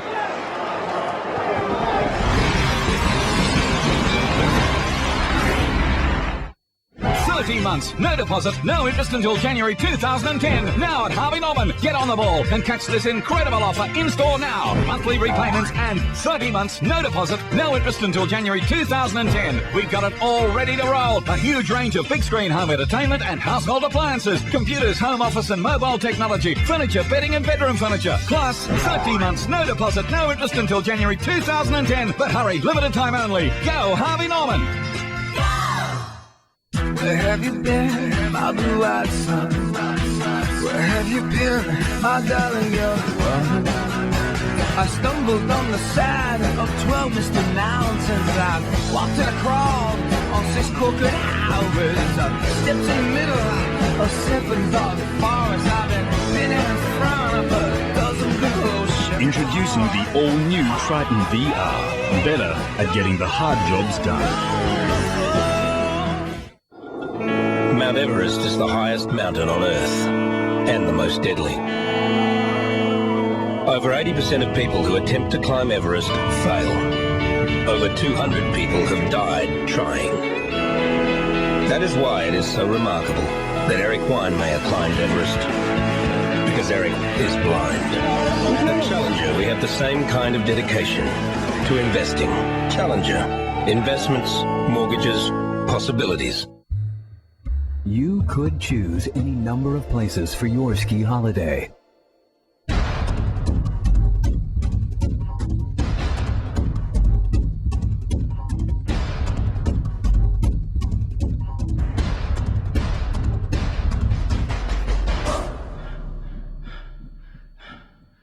But why would you?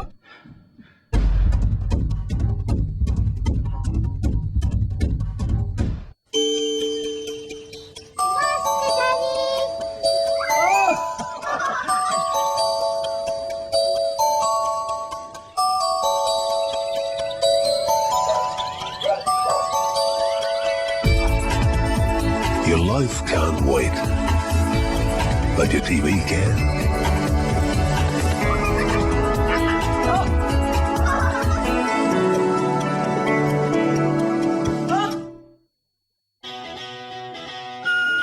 Hey babe, got your message. I'll pick you up. See you soon. Got a girlfriend, she's so true, and no other kind of girl will do.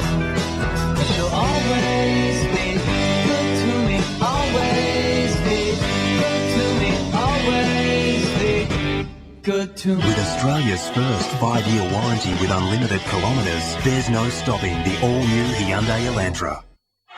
Football is defined by many memorable performances. The penalty, great tackle. Acts of incredible determination and resolve. Griffin unbeaten and wins the football. This year, players who demonstrate outstanding courage, initiative and teamwork will be recognised by the 2007 AFL Army Award. Vote for the player you think went beyond the call at afl.com.au. The Army. Challenge yourself.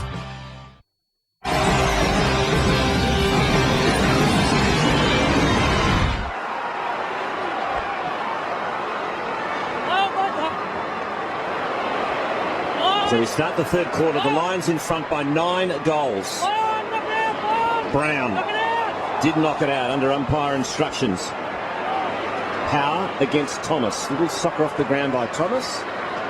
And it's about 65 out from the Lions goal at the punt road end. Leading possession getters Black 20, Adcock 14 for Brisbane. For Collingwood 15 to Loney, 13 to Johnson. Holding, Fraser, Fraser. Amazing what a change of direction of an arm can do for someone's general mood and well-being. Jamie Charman providing the entertainment for us there. Swan. And now Wakeling. Gets the wave on from his teammate, and Cloak. No hands in the back. Pratt thought, don't know what he was trying. He's trying to go out of bounds, and he's achieved his aim. He actually had Lappin loose. He's done a great job, Joel Patfull, in the first half. He's kept Travis Cloak to just 3 possessions, and he has been in red-hot form, Travis Cloak, so that's a big win for Brisbane. And that was the query, wasn't it, whether they'd have a second defender to hold up against these 2 big tall men for the Magpies up forward. Black riding on top of Josh Fraser that time. We'll see Simon Black, who just dominated in that first half. O'Brien is his opponent at the moment. That's who he started on in the first quarter. So we're watching Nick Maxwell's heart rate. He's currently playing inside the forward 50, back towards the goal square. So we might see it move in a moment as Johnson sends him in the Cloak direction, and that time Patfull didn't get the timing right. Cloak almost didn't know he'd marked it. Here's Maxwell. Well, John Quinn's going to get his wish. Heart rate when someone shoots for goal. You're watching, John. I wouldn't miss this. All right, Nick Maxwell. So the heart just pounding a little bit more now as he goes back to have a shot for goal. And a bit more. 4 goals, 5 for the year. And he squeezed it through.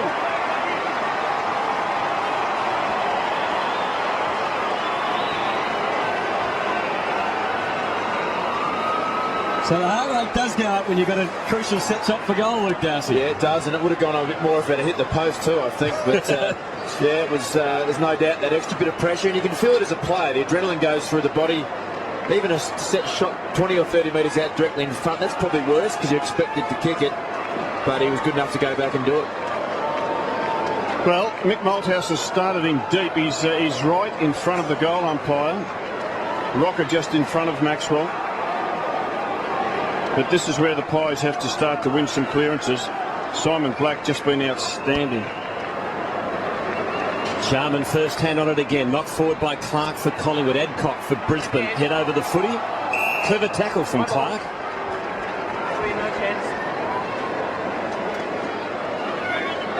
Yep. And then this time Fraser got first tap, but it was sharp beautifully by McDonald. He kicks it out into space. The race is on. Thomas against Hooper. Coming into the picture is Mills. Thomas looked for Wakeland. Wanted a free kick. That's the Brisbane forward line. You can see Brennan's pushing out, but they stay together, the Brisbane forwards, and they have taken that many marks in their forward 50 as they break and lead into space. There they go, backing back. At the back of the pack, it's the Lions with the numbers. Power. Holding, bring it back. It's a free kick coming back. It's going Brisbane's way to Adcock. Took him down off the ball. Play on. Well, there's O'Brien ran into the umpire, nothing in that. Stiller kicks to the hot spot. From the side was Brown. Swooping is Hooper. Didn't go the soccer off the ground. Might have been the better option, but it's always easier up here. And we'll have a throw in. Did you hear O'Brien there? He was saying push down to his mates. Screaming his mates to get back and fill some of that space. It's just been such an open forward line all night. So they're aware of it. Jarman has given away the free again.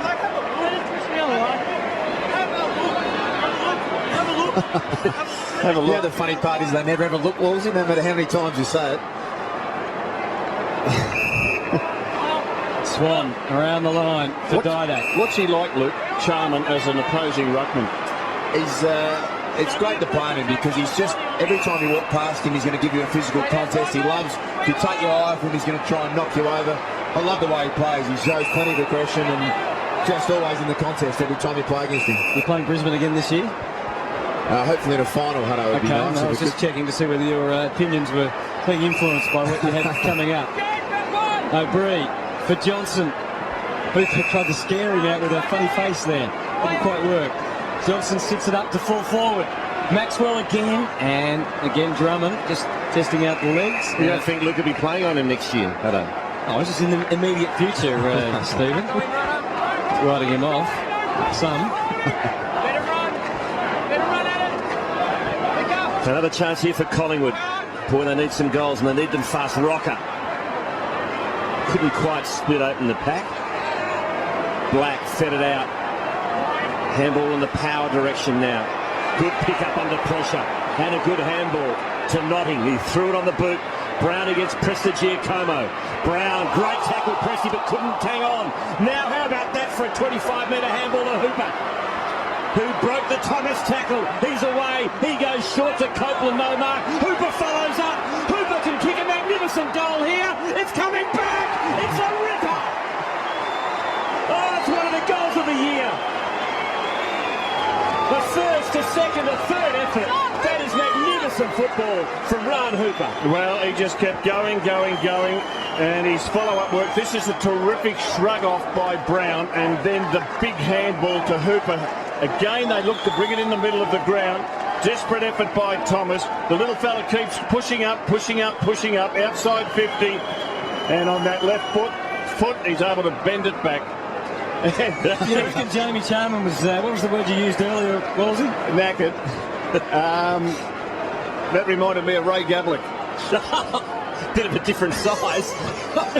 Hutto doesn't know who Ray Gavlik was. Don't make me laugh, Robert. Run, Wolsey. It was in 1900, wasn't it? 54 points is the margin.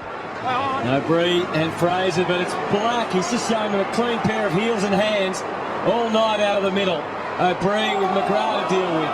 Clark slick stuff through the middle by hand, but Fraser back to goal, back to Thomas. And now he's sure. Trying to give them some offensive pressure at the moment. Man out of defence, but they are going nowhere fast, the Magpies. Thomas for O'Brien. That cross hurt coming off. Try a different angle coming into attack. Rocker in front. And Selwood gets back. Handles the terrain eventually. And as his danger hasn't completely passed. Swan a chance to reload. Rocker, get out of the way, he says to Leon Davis. Leon didn't listen, and the ball went over the boundary line. It was like a right arm injury sustained in the centre bounce. That's a big blow for them. There's been a good touch tonight, Adcock. Had 17 disposals. Gee, Brisbane have got the numbers back here. It's just clogged up Collingwood's forward line. Another great tap by Charman. McGrath gets dispossessed. O'Brien has the footy. It's just hard to know what Mick Malthouse can do here. The intensity by Brisbane is so strong. Would you give someone like Rocker a run in the ruck, or? Love to see Scott Burns around the ball a bit more, Cort, as he's nearly one of the better clearance players in the competition, and just haven't seen him win too many tonight. Well, Burns is on the interchange, Luke, and he absolutely needs to be out there. That's his area of expertise. Rocker almost a one-hander. Maxwell got it out to Loney. That's holding the ball. No. Picked up by Clark, who goes straight for home. Only gets a point. Brisbane by 53. Here's the Adcock injury. Didn't look much. Should have given one of those dead arms, they call it, don't they? Just struggle for 5 minutes or so. We might be able to check the G-force of it later. Kick in from Drummond. He's all right to Stiller. What are you looking for? No, there's a line there, but I'm not touching it, Hutto. Yours, mate. Out to the wing. And Notting takes the mark. Are you with me? Yes. No. Black over the top. Lucuria back for Loney. Didak crashing Drummond. And again, no free. And the frustration continues for the Magpie fans because the Lions are playing all over the top of them. Patfull drifting forward. Got a call from Charman and Brown, who are both deep. The third man to come, Robbie Copeland. But it's Brown who's able to shake his man. Like a jack-in-a-box at the back of all that was Brennan, whose timing has been impeccable all night. Well, terrific tackling. Terrific tackling, not to give away a free kick there and just jump into the back of an opponent. Their skills have been good. They have outrun Collingwood. They have just been too fleet of foot. Here's another look at this kicking style, the languid style of Jared Brennan. Almost a double-handed ball drop, and that one not quite on line. So 5-4. He's had 10 disposals tonight, 10 kicks, 8 marks, 5 goals, 4. He stayed pretty close to home.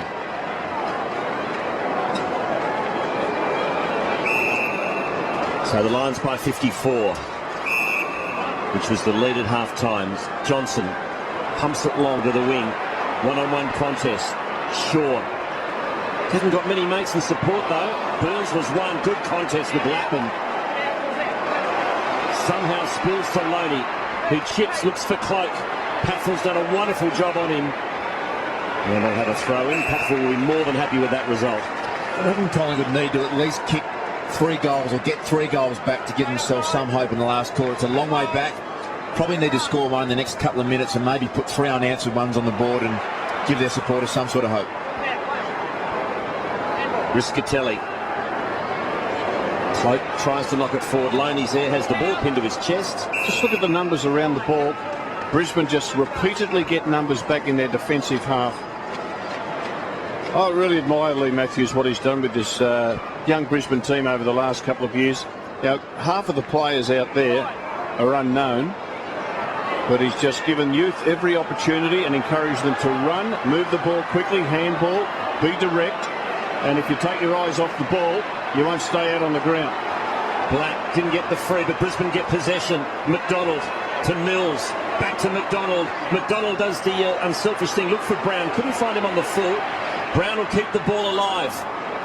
Copeland against O'Brien, and it's a good mark under a lot of pressure taken by O'Brien. He's off. He has a couple of bounces, and this is good because he's backing himself, and this is exactly what Collingwood need. His kick finds Didak. There's a few Collingwood players peel off. One of them's Rocker. Can't take the mark. Good spoil by Merritt at the death. Picked up again by Shaw. Back to Rocker. Now Swan. Loney, left foot snap to the goal square. Cloak's there, no mark. Front and centre, no players there. Lecura finally gets there, gives it to Davis. Davis concedes some ground. Back to Swan. Swan has a snap. And this is just a lot of work for a point, wasn't it? Just the pressure that Brisbane have put on all night has just been incredible. It's just such hard work every time Collingwood go forward. They've got so many numbers up against them and it's hard for them to score. And yet down the other end, the space for Brisbane has just been enormous all night. Drummond measuring the kick and finds Leuenberger wearing Justin Lepich's old number. Well, have a good look at him, folks, because he will be a star in the next decade. Power. And another ruckman, Luke. Isn't it beautiful? Great to see, Wolsey.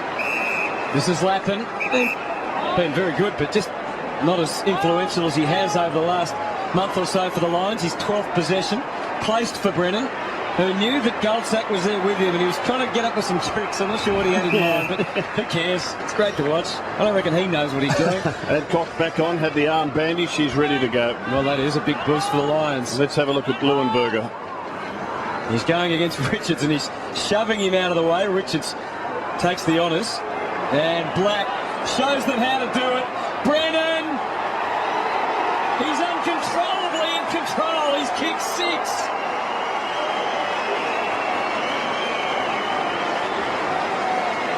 I'm not sure if that makes sense. No, it does.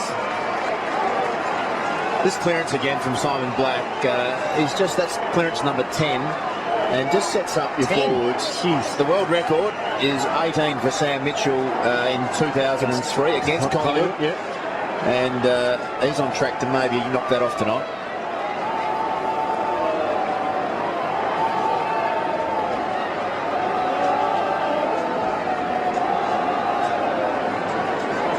Well, it's not just win and loss about this match now. Here's our live ladder. You can't show 1 and 2, but we can show, well, we're not showing 1 and 2. This is positions 3 through to 10. Look at Collingwood in 6th place in that huge stack. Now, percentage has been shot tonight, dropped already, and Brisbane, of course, percentage doesn't matter so much to them, but they are right in touch with everyone at the moment. Percentage for the Pies could be vital come the end of the year in terms of who they play. Presuming they make the 8. There's such as the logjam, isn't it? I mean, anything's possible the last 6 weeks. Collingwood got a great draw, though, so... His body positioning, Leuenberger, for a young player has been really good. He gets himself in front. He's obviously going to fill out and become really strong over the next few years, but his technique at such a young age is really good to see. And a great kick. He's only 19, Leuenberger, and that is a fantastic kick. From East Perth Football Club. Taken pick 4 in last year's national draft. Where the great Ron Alexander came from. He was useful. More than useful. He thought he was great. Oh, shit, he is a rat. Oh, he's a mate of mine, I can say that. Can you? That's all right. He used to have those elbows, didn't he, flaying around and... Captain of Fitzroy, first coach of West Coast Eagles. He was too, as Lappin lines up to make it a 10-goal plus game. It's an interesting kick. There's a free kick to O'Brien.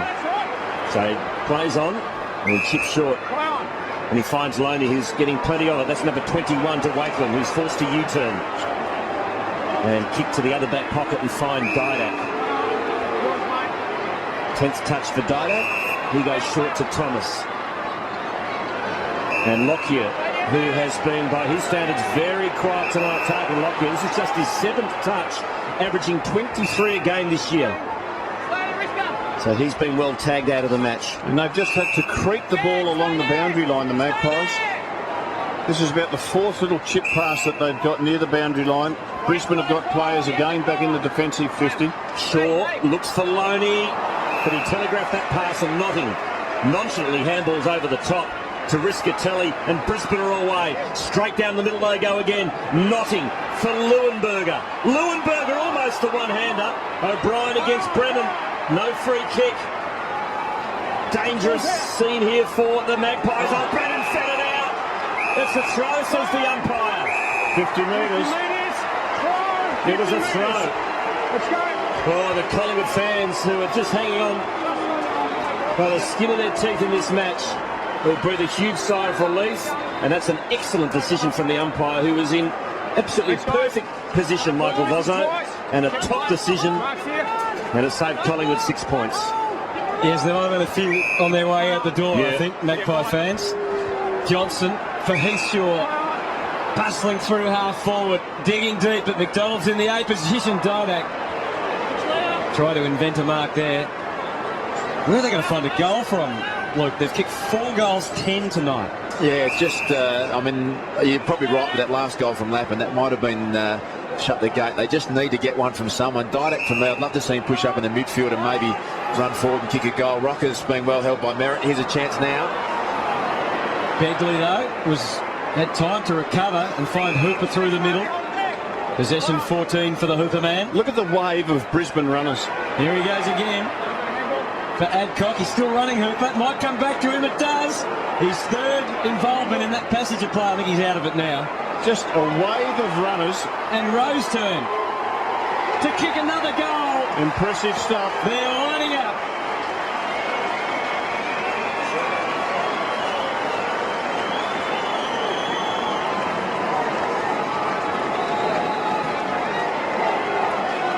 This is as good as performance I've seen from any team this year. Well, they've just been red hot, haven't they? And they're all on the same page. They run, they're prepared to share it, they're direct. They've got space in their forward line.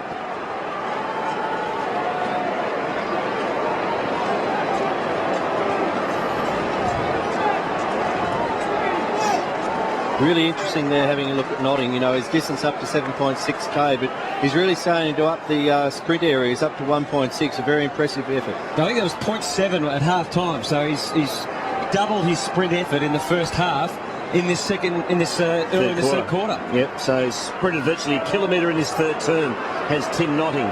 As Brisbane again force their way forward. Hooper, who's been outstanding tonight. Mills dispossessed. Lockyer, nowhere to go. Out on the full.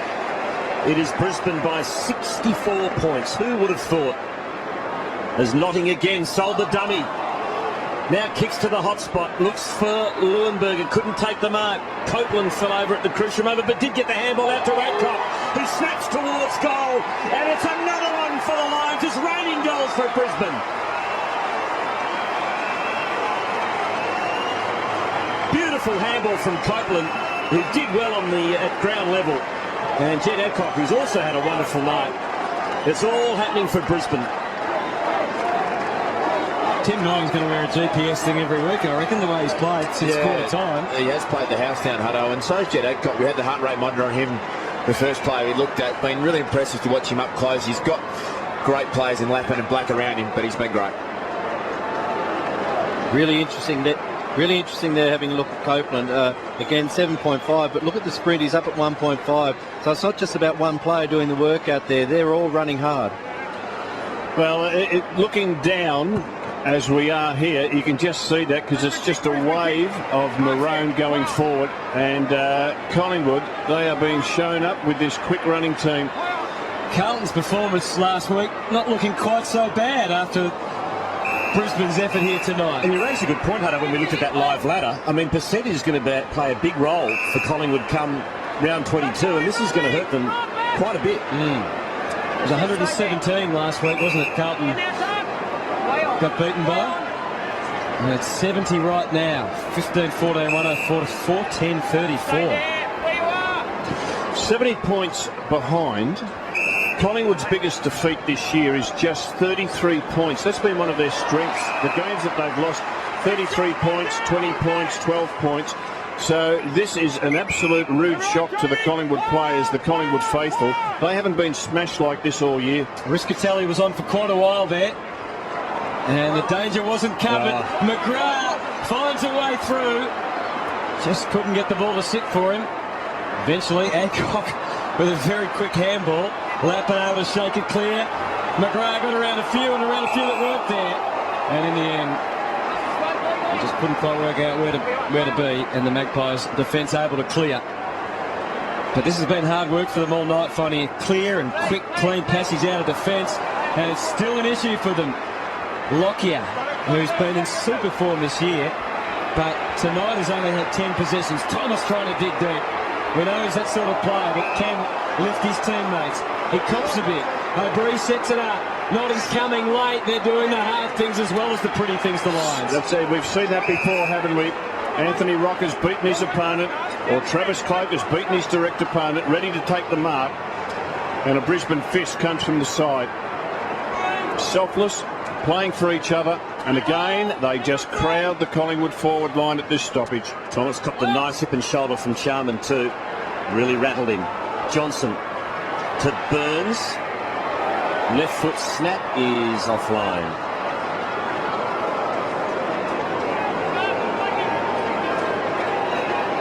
(15-14 to 4-11). Double their scoring shots. 69 points the margin. As Stiller coughs it up. Mark taken by Shaw. It goes to O'Brien. A few of the Pies players just not running hard tonight. As it kicks to the top of the goal square. The two big fellas are there for Collingwood, but they couldn't take the mark. Patfull had a great night. To power, run down. Just got rid of the footy in time. And as they have all night, they've supported in numbers Brisbane as Merritt finds Patfull. And they're doing as they please. Sweeping handball to Begley. Kick to half forward Brennan, who's kicked 6 goals. And it'll be offered up as trade bait at the end of the year now. Not with magic like that. Has the ball on a string as he puts it inside 50, and that is a very courageous mark. Not paid. Not paid to Shaw. And Brisbane get another one to McGrath, or has he shaved the post? He shaved the post. Super effort, Heath Shaw. Oh, it was very brave, wasn't it? Wonderful courage. Wouldn't expect any less from him. Good contest by Lundberger as well to come the other way and create this ball. Did well not to give away the free, which was potentially on there. Again, the Lions have the numbers here at the contest, and they'll win out again. Rowe, almost a touch of arrogance there. Wasn't a great kick as it turned out. Goldsack. Charman's hurt his shoulder. Oh, that is a massive blow. Lucurio, did he play on? No, he's allowed to get away with it. O'Brien tailed the kick for Cloak. We know how quiet he's been, and has not been his night. Begley with the heroics that time. Charman called to the physio, just indicated, I've given the shoulder a bit of a jolt here. He is as tough as they come. We've seen him in other games this year, haven't we? Just take him off, they dust him down and send him back out there again. He's got a beauty cell on, hasn't he? Let him run, Sal. Yes. Up in Brisbane? Sort of. Believe you've been there, Rob. Swan. It's the ball forward. Tell you what, you need a lot of wax. With Wolsey visited. This is Stiller. This is Riscatelli. And now McDonald. We'll ask about Travis Cloke, Wolsey at the moment. I mean, we'll concentrate on the play because the Magpies are going forward. 16-5 with the marks inside 50 in favour of Brisbane. Johnson, low ball, Burns. Now, Thomas is there, just inside the 50. Go back and have a shot. Travis Cloke, just the 4 disposals, Hutto. Averages 14 this year. Yeah, 2 marks, that's all he's got. Look, he's having an off night, and I think the young bloke's been fantastic this year. Maybe a run in the ruck would help him, just to get away from his opponent, Patful. Thomas put his whole body into the kick to make the distance. Is it more about Travis Cloke or more about the way that Brisbane have been able to defend the area? Oh, I think Brisbane have been great getting numbers back. It's very hard for him to find any space to lead into. That hit on Jamie Charman, by the way, was a G-force of 9. Can you explain that one, John Quinn? Well, it's certainly up there. It's a big hit, and we'll look at his overall at the end of the game. It's going to be an interesting tally.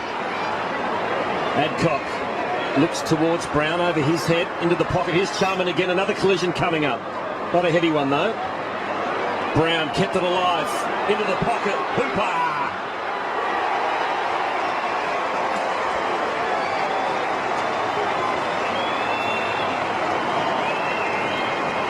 Well, it's getting embarrassing for Collingwood now. Brisbane by 75, but let's not take anything away from the Lions. It has just been a superb performance tonight. There it is, Brown. He's good, Jonathan Brown. Balling it out. There's 3 Brisbane players lining up there for the goal. And Hooper's kicked his second.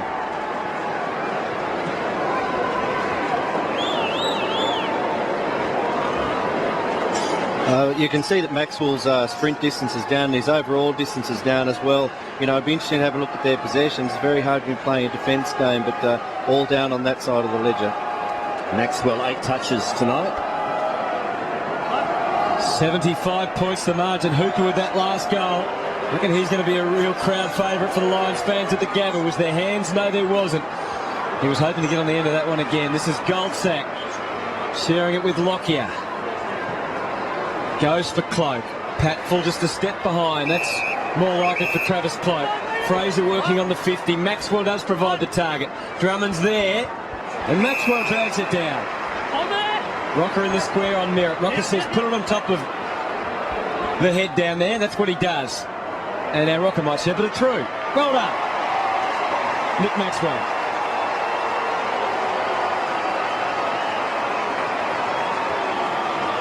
Two goals for Maxwell, and well done for Travis Cloke for his part in the build-up. Wouldn't have believed coming here tonight that nearly 30 or 40 seconds before the end of three-quarter time, Collingwood would only have kicked 5 goals, and a goal here from Nick Maxwell, but they've just been so hard to come by. You haven't seen any clear options or clear, fluent play for Collingwood all night.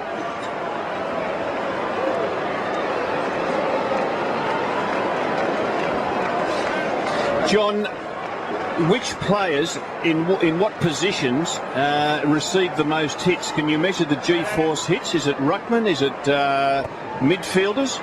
Well, yeah, Rob, it's your ruckmen are really copying it. Also, your full forwards are usually under a lot of scrutiny, but your midfielders get a lot of constant impact. So you've got to keep an eye on them.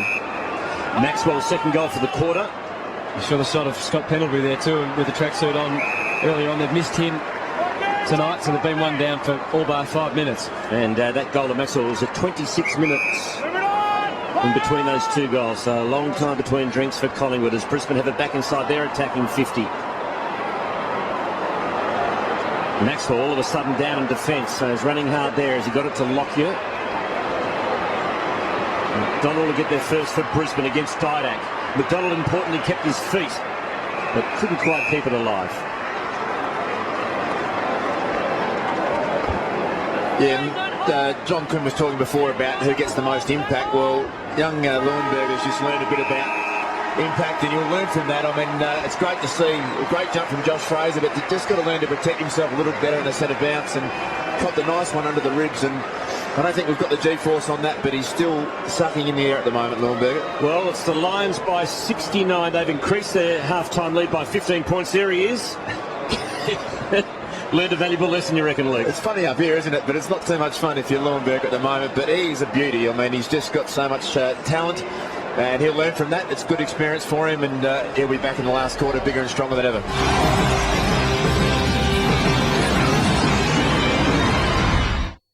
30 months, no deposit, no interest until January 2010. Now at Harvey Norman. Get on the ball and catch this incredible offer in-store now. Monthly repayments and 30 months, no deposit, no interest until January 2010. We've got it all ready to roll. A huge range of big screen home entertainment and household appliances, computers, home office and mobile technology, furniture, bedding and bedroom furniture. Plus, 30 months, no deposit, no interest until January 2010. But hurry, limited time only. Go Harvey Norman.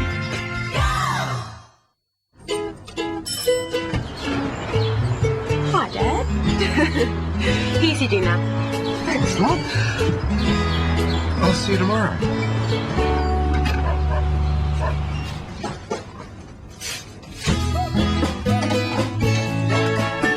LG's kitchen range makes everything easy, so anyone can use it. LG. Life's good. 3 things, that's all I want you to remember. ING are experts in investment, superannuation and insurance. That's it. Investment, superannuation, insurance. I really don't know how anyone could forget. So riveting. But I beg you to remember, ask your advisor about ING. Otherwise they'll ask me to say all this stuff again and I'll lose the will to live. ING, investment, insurance and absolutely super. Where have you been, my blue-eyed son? Where have you been, my darling, you're the one? I stumbled on the side of 12 misty mountains. I walked and crawled on 6 crooked highways. I stepped in the middle of 7 dark forests. I've been in front of a dozen blue oceans. Introducing the all-new Triton VR. Better at getting the hard jobs done. Muggsy Bogues had a dream. He yearned to play in the toughest basketball league in the world, the NBA. There was only one problem. Muggsy was only 5'3". His friends laughed, but Muggsy believed. And amazingly, he went on to play 14 years in the NBA. At Challenger, we have the same attitude to investing. Challenger. Investments, mortgages, possibilities. Excuse me. I'm not happy. I'm sick of the department stealing my budget. Don't mind them. That company down the road is stealing out. Excuse me. Why don't we just sort this out on the treadmill? Treadmill. The treadmill. If you're looking for a great team building day and a way to raise money for the Murdoch Children's Research Institute, go to thelap.com.au and join the race to save children's lives today. Next weekend, Fox Sports Superbikes Next Stop Brands Hatch. Get set to burn rubber when the competition moves to Great Britain. Will the Tari Terrier conquer the track? Lions, golf, the world's elite unite in search of their perfect swing at the Bridgestone Invitational. Only Fox Sports delivers every round live and exclusive, plus comprehensive highlights. And an action-packed NRL attack. 5 live games. See the light Monday night. The Storm visit the Shark Tank. Next weekend, Fox Sports.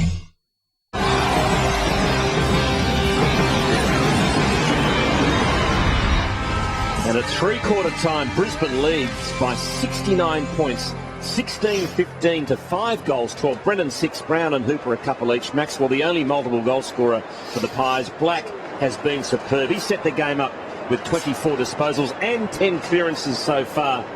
As we look at a couple of the GPS statistics, and we're starting firstly with the distance. As we bring John Quinn back into the picture. John, this is the kilometres run so far by the players that we have monitored tonight. Yeah, well, again, not surprising to see Lecuria up there with that distance and also running hard. But look at Notting there. Just that constant pressure that Brisbane were able to apply through their run. So, yeah, they're pretty impressive. And, I think that this sort of information can only help us understand the game more. And what about the speed, John?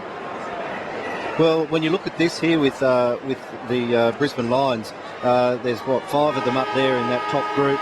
and they're literally just running Collingwood off their legs at the minute. And you talk to Michael Voss, he tells you that Daniel Merritt is one of the quickest players over 10 metres in their team.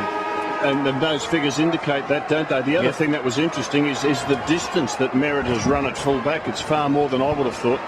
So we start the final term. It's all Brisbane. They lead by 69 points as they battle to keep their September hopes alive. Collingwood will all of a sudden the top 2 spot.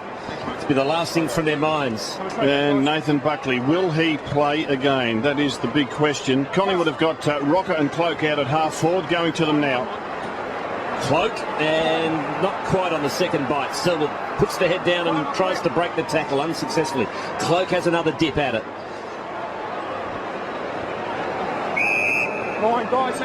Good players, the Selwood brothers, aren't they, Adam, for West Coast, and obviously Troy here tonight, and the young brother from down at Geelong. They're pretty impressive family. See, the young bloke at Geelong, he's a star already in his first year. I agree. Oh, good mark by Maxwell.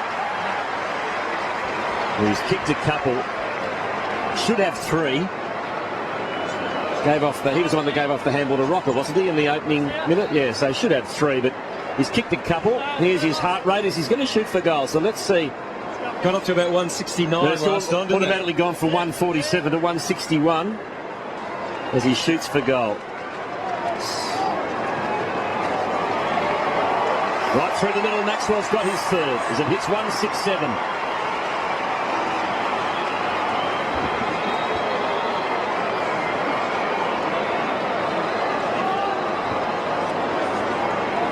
Nice piece of ruck work, beautiful piece of ruck work by Fraser to O'Brien. That's classic work from Collingwood, but we haven't seen a lot of it tonight. But that was their best passage of play for the evening.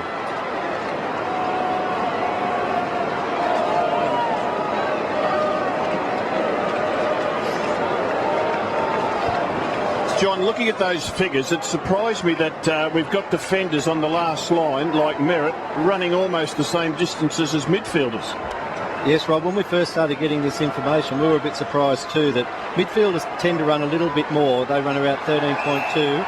The defenders run about close to 12. The forwards run 12, and even our ruckmen are running about 11.5. But it's the speed of the midfield that separates them. Good explanation, Davis for sure, and here's our man, Maxwell, with a more difficult shot at goal. I wonder if the heart rate goes higher, or it'd be interesting if it was a shot after the siren, what the heart rate would be. Yeah, I want to ask John Quinn if he can hear me down there as well. I know total distance the phys ed staff aren't that interested in, but what would be the world record at Essendon? Who's run the most distance in a game? Oh, our man is Brent Stanton, and he gets up around that 18k mark. But we try to differentiate, just not dead running on the ground, but effective running. Well, the heart rate went up to 175 that time for Nick Maxwell. I guess you had to put a bit more effort into it, Das. He's kicked 4 goals in the second half, Hutto. Yeah. That's the only problem that Lee Matthews has got. Does he keep Josh Drummond on Nick Maxwell? No. He's made the move? Yes. He's made the move. Well, that's smart coaching, isn't it, Hutto? Rowe's gone down there. He's had a pretty easy night in the box, Lee. You seem to be right on top of things, Wallsy. You sure you don't want to return to coaching? There's a few jobs up for grabs at the moment. I reckon now you've had a good time out of the game, Robert. You'd be perfect again to get back into coaching. I'm with you, Wallsy. I'll be your runner. Well, no. We thought about it, though. I just think you want to get rid of him. Would Essendon have him, do you think, John? He's a favourite son out there, Wallsy, at Bomberland. I was wondering if you'd mentioned that. I've got no comment there. Fair enough. There's Millsy getting it over to Black as the Lions move it forward. Lappin for Brown versus Presti again. Points to Presti that time. Sure. You know, he won't give up. But it's back into the dangerous area. O'Brien latched onto a bit higher, I thought. Umpire begged to differ. The hands were good from Chalmers, and Adcock cranks it up for another one.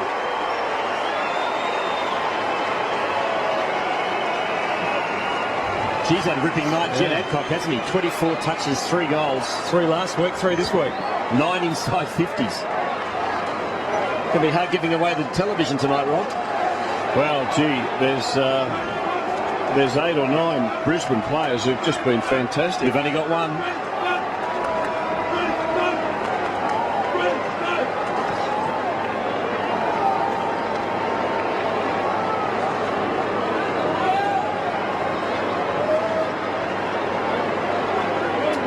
Have a look at Joffa. Where's the coat? Where's the heart rate on Joffa? Hasn't covered much ground that I've seen. Out of the middle, McDonald. And here's Charman again. Tim Notting's been the running man tonight, and Jared Brennan's been the star of the show. He's been the headline act tonight. And he wanted to keep moving. He's got a feel for it. But the ball wouldn't do what he said. 6 goals, 5. 11 shots at goal. But what about Brisbane then, Morsey? I mean, we saw how close they were in that logjam of teams pushing for a place in the 8. Look, they've had an interesting season, Hutto. They started well, and then they had a 7-game period where the best result was a draw, and everybody thought at that stage they were gone. And this will be their 4th win in a row, and their most impressive one. Like, to come down here and beat Collingwood in front of a big crowd at the G, this is just wonderful for their confidence. And Brown has been penalised, and he will be filthy.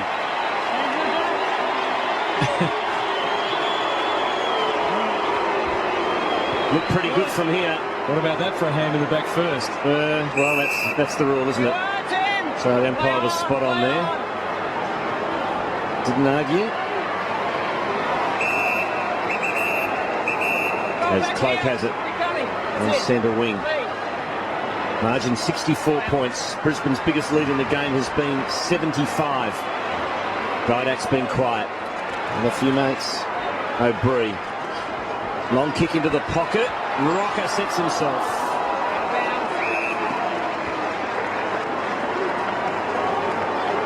Paul Curia resting on the bench, and interesting. As you'd expect. Down 109 at half time. We showed the figure of Leclerc had it on 0. You might have turned the machine off at half time. A few Collingwood fans rung in, they were quite worried. You're saving that lineup for a while? No, I think the boys actually might have gone with it at half time anyway. Yes. Quick kick out of defence. Cloak for Collingwood. To Clark. Little sidestep. Just gets past Hooper. Tarkin Lockyer being quiet also. Pumps it long. And the only man in the goal square is a Brisbane player. And it is McDonald. Short kick to Begley, who was the late inclusion for Scott Harding. Thanks, Dale. And this is Stiller. This season's starting to take on the same shape as last season for Collingwood, Wolsey. They were 9 and 12 last year at the break, and this year they were 8 from 12.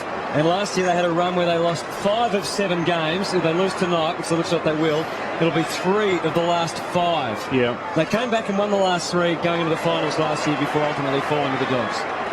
Power to Hooper. Just too quick. Brisbane puts the foot on the gas. Didn't shoot for goal. Decided to handball to Brown. Lost the handle on it. And Collingwood out of danger here. They do have a very kind draw they had this year. We'll look at that a little bit later on in this last quarter.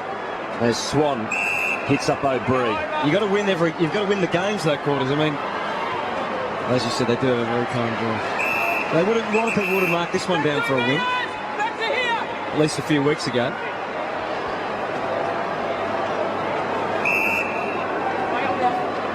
O'Brien kicks to centre half forward. It's an interesting option. You got Johnson against Charman and 2 loose Brisbane players next to him. Well, Johnson against 4. It was just a terrible kick by O'Brien to put it to a teammate with the odds stacked against him. This is Troy Selwood. To Brown. Beautifully controlled. He just gets front spot all the time, Jonathan. To Black. Now what's he going to do with it? Decides to pump it long. Copeland. Also Brennan there. Harry O'Brien's going to have to be good here. Pouncing as Hooper. He's run down the big H. He's in trouble here. Got to be penalised. Surely no, it's just come out in time. There's no goal there to Mills. Brennan will have another go. Good tackle. That's a free kick. You actually got a kick. Got back to ball there if you're bit late, Jerry. He was lucky. Harry O'Brien thought it was going to be pinged. Just got rid of it in the nick of time.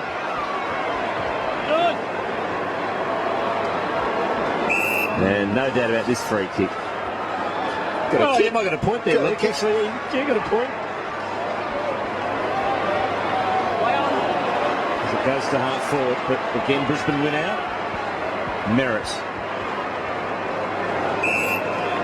finds Riscatelli as the runner goes down. And now McDonald's. There's a lot of sting out of this game now. It's just all a question of margin, and everyone can get through unscathed. Brown. John, down at ground level, what would your response be as a fitness man if the AFL brought in a rule that limited the number of interchanges a quarter to, say, 6 or 8? Well, it's certainly going to take the speed out of the game, and it you'd have to look at it a bit more closely, it may make the game a bit harder for players in terms of longevity in the game. Let's just see Copolonga for goal. This next question might be a bit political, John, but when do you think that the coaches will have access to all their players' on-ground information in the coaches' boxes as the game goes on live? I'd like to see this come in the next couple of years. I think the biggest question we've got is the safety of the players with the units that they've got on their back. The AFL medical people are all saying it's okay, but we're only running around with up to 5 players or so out there at the moment. But having the whole team out there might be another matter. Well, Rugby League have an issue with it, don't they, with their style of tackling? Is that right? Yes, that's correct. In fact, this is the first time anywhere in the world that this sort of thing has been done in terms of having GPS in real time for players. Yeah, it's been great to get an insight into some of the readings on the various categories. And as we said, it's live, it's the first time, it's not just for you, but the coaches as well. And in the future, they'll be looking at it and maybe making moves depending on what they see. Look at this wave of run. Yeah. Begley. They are all on the same page. I just love the way that they move. And Jonathan Brown, Walls, there's no doubt in the last month he's come up the ground a lot more like he used to. Lee said at the end of last year, Brownie's going to be stay at home full forward because of the injuries he was copping, but he's just a much more effective player because he can run them back. He's happier, isn't he, when he can push up to the wings, run back into the old Pagan paddock type thing, running back with the flight of the ball. He's got a bit of support there now, hasn't he, with Brennan increasing his output. So a bit of retreat going on for the Lions, and they'll try and funnel it in the other side perhaps. Rowe for power. And still onto his trusty left perhaps. Leuenberger down there, he's walked his way up to the 50. Brown's about 30 out from goal. He seems a logical target. We love to watch him go.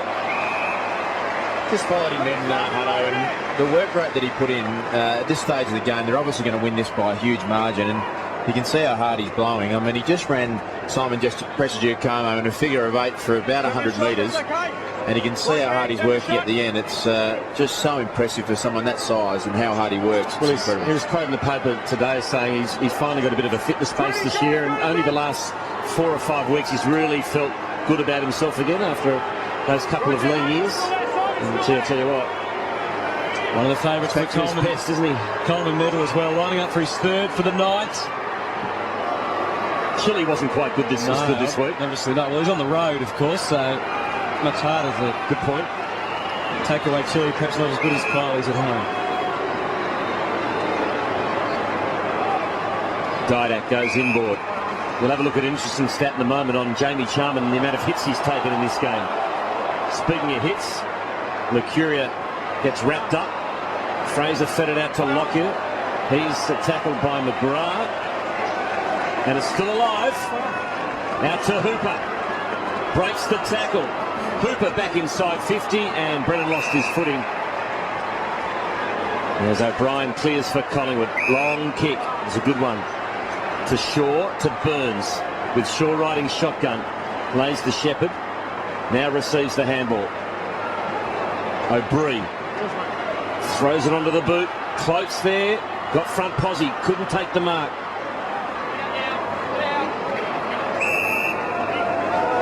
There's Jamie Charman having a break.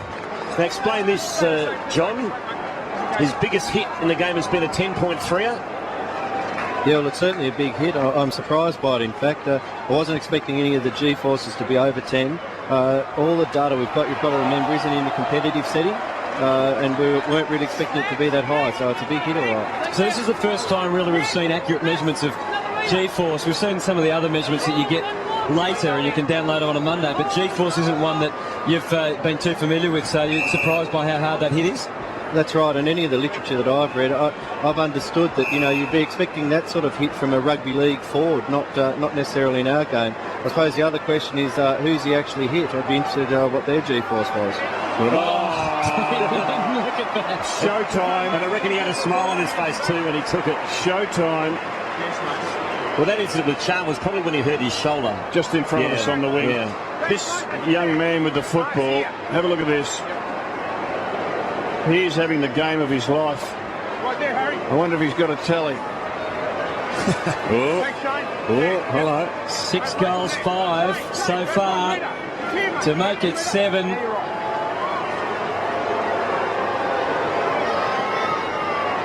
He's done it. 7 for Jared Brennan. He's pumped.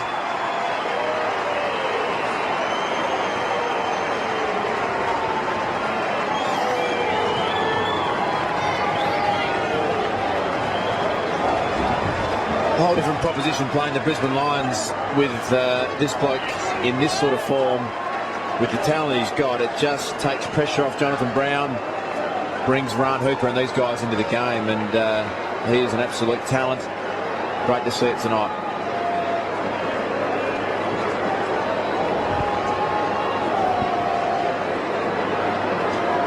And Luke, have a look at the clearances. That just shows the domination of Black in this game.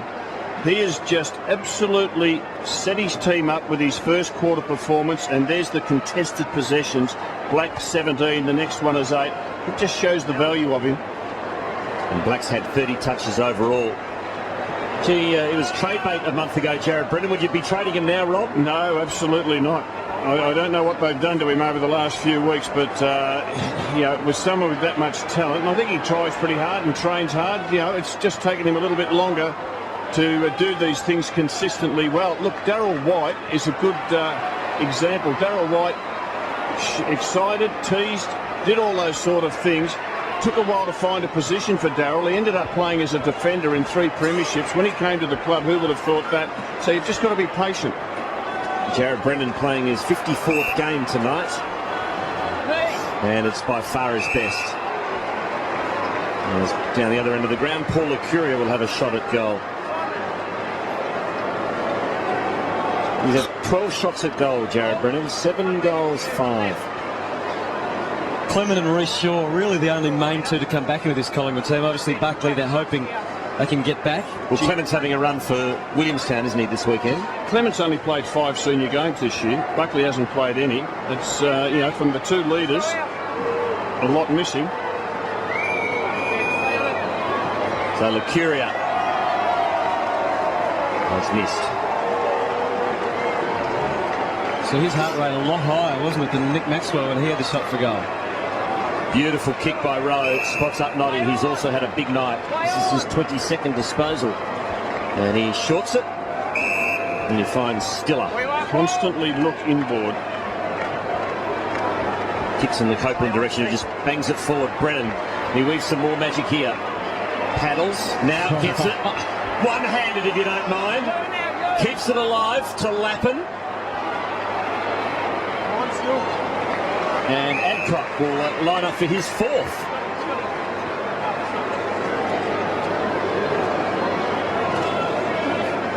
Really rounds out their midfield well, Jed Adcock. I mean, we know the established stars with Black and Lappin and Power, but he's another dangerous option you've really got to keep an eye on. So Adcock, it's going to be a close call. It's home. He's kicked 4 goals. He's had a huge night. Well, that's a good result from on board, isn't it? Absolutely. Adcock from Maryborough in central Victoria. Hutto, who was the absolute champion, legend of the game, who came from Maryborough, Victoria. Did he play for Nick? Big Nick. Big Nick, yeah, correct. Big Nick. Yeah. Where Jones come from that area as well? No. Just checking.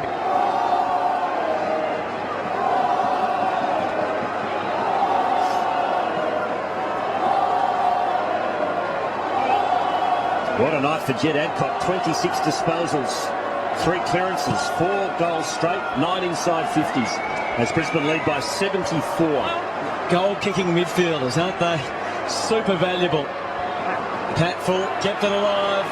Leon hasn't been his night. And still has had Johnson covered. 5 minutes to go. Merritt. Selwood. Back for Burns. Leuenberger. Big figure approaching, so he's able to get it back to the other ruckman in Richards. Leuenberger will lay a tackle now. Couldn't latch on to Burns, but Adcock showed him how to do it. And gave him a shot for good measure, Jed Adcock. He's tough as well, isn't he? Straight ahead sort of player. He is tough, and he's had an outstanding night, and along with Brennan and also Simon Black, probably three of their best players. But someone who's really impressed me tonight has been Joel Patfull. The job he's done on Travis Cloak tonight, Hutto, has just been a great effort. It was a worry before the start of the game, and he's done an outstanding job. Pressure got out of the game. You saw Lapham didn't take the mark and had the chance just to break free, set them up for another scoring chance. Stiller off the wrong boot. Brown crashing the pack. That's exactly what he did, wasn't it? Out of my way. Well, don't you love to watch him? Eyes on the ball. He's just a model example for young players. Look at the eyes. Look at the eyes. You can see Presti's eyes are off the footy. The eyes have it, Wolsey. The eyes have it all right, Hutto. Sorry, we're battling late in the game a bit, aren't we? 19-16, 130 to 7-14, 56. It's 74 points. Jonathan Brown, this time for his third. He's nailed it.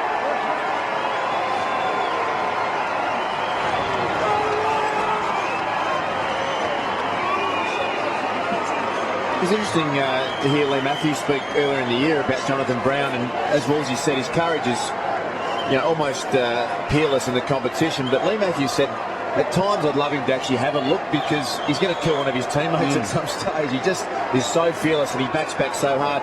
And nearly cleaned Brennan up in the start of the game. So it was interesting to hear Lee Matthews talk about that. Still, if you take a few of the opposition out as well, it's not bad. Brisbane by 80. Paul, a curious heart rate. So John Quinn, an interesting observation. Oh, look, I think it's very impressive. Look, I calculate the curious heart rate maximum to be about 191, and he's been up in that top group. I reckon he's been in his max for about 80% of this game. So that means he's worked his backside off.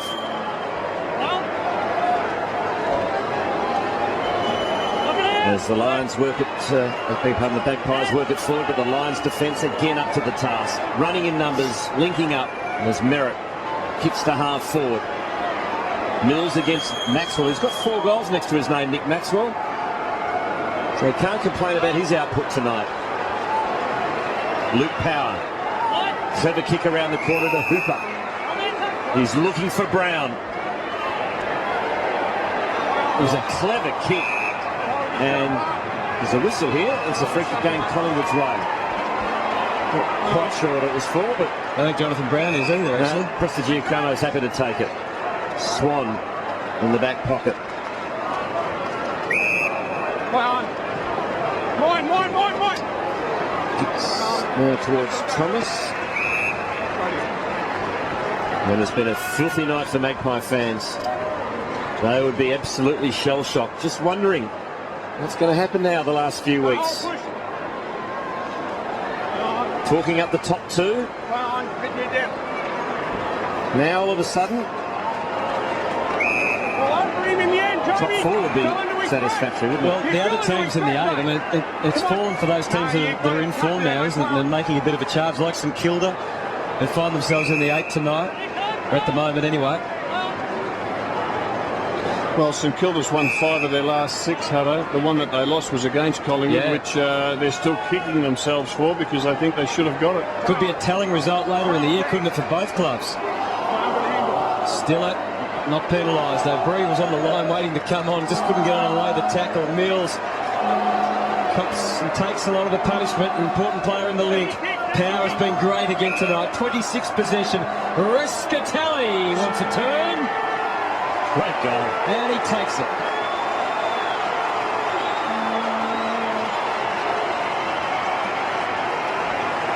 And there's a bit of a contrast, wasn't there, between the celebrations of the Lions and 86 points. Random supporter that we happened to show in the crowd. Luke Power here. I just love watching. He's the best short pass in the competition, Luke Power. He just always kicks short, and he finds a teammate every time, and invariably they then go on and kick a goal. His vision and spatial awareness is outstanding.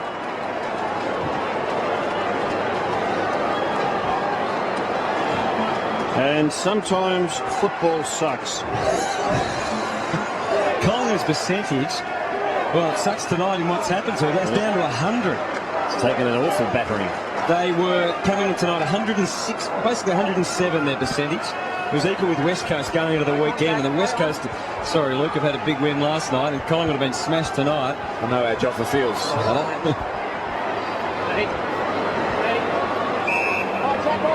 Now it's a free kick for a fend-off against McDonald. Under pressure. A little bit harsh.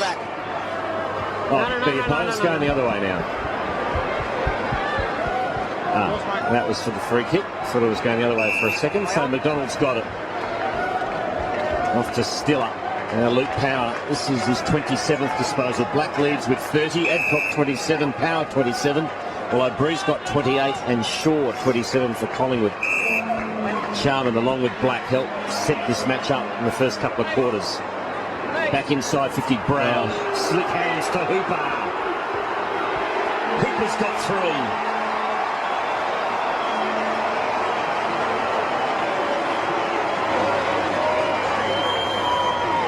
It is 92 points. Well, it's 92 points, Porters. But if I was Mick Malthouse, I wouldn't spend too much time analysing this game. I'd just say, hey, this is one that you're probably going to get through a full season of football. Don't spend too much time on it. Their biggest losing margin before tonight was 33 points. This is an aberration. The crowd was 45,000. I don't think it is now, boys. I think Lions' greatest winning margin over the Pies, by the way. Gee. And they've had some success against them, obviously. The Lions in the last couple, but before that, the Brisbane side had a dominance over Collingwood, which of course goes back, including a couple of grand finals. A wandering ball, and the Magpies out to meet it again. They want to get to 100 maybe with the winning margin. McDonald, as they share it around, still has been good. 26 possession out wide. They're still full of running. Tim Notting. Brennan's on. He's going to wait down, and it's Copeland, who hasn't played as much of a prominent role up forward tonight as he has in the last 3 weeks, where he bagged 8 goals. Record high score against Collingwood too for Brisbane. Is that right? Yeah, well, I just think Mick Malthouse has got to dismiss this game. He just can't spend too much time on it. Jared Brennan, the star, with 7 goals, 5. Gets the accolades from the opposition and certainly from the fans. They are going to be in full voice in just a moment, the Brisbane Lions fans, as Robert Copeland been another avenue to goal over the last 3 weeks. Hasn't got a goal tonight. He'd love one just for the road, but it's not to be. It matters little. The margin is 93 points at the end of the night. A red letter night for the Lions, and maybe for Jared Brennan. 22-17, 149 to 7-14, 56.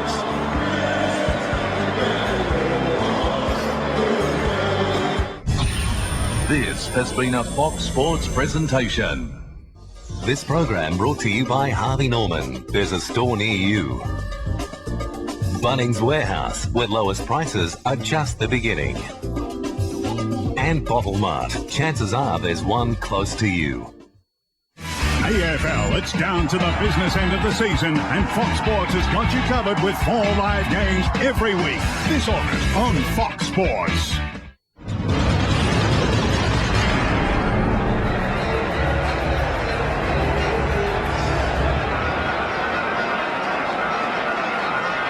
This is the Hyundai A-League Grand Final 2007.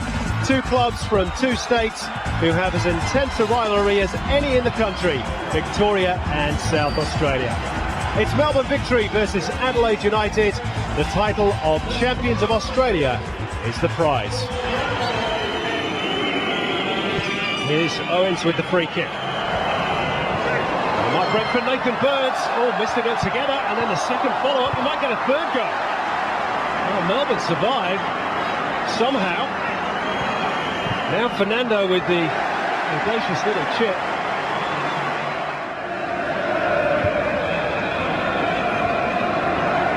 approaching the 20-minute mark. Deadlock still to be broken. Maybe this is the chance. Fred through. Archie Thompson! Goal! Ball's over the line. Mark Shield has signalled the goal. And Archie Thompson, the man who never scored against Adelaide, puts that statistic right on the big stage. Well, the referee's assistant flagged it straight away. Archie Thompson with the outside of his right boot. It hits the post. He was well found by Fred. What a great first touch. That's what sets up the goal.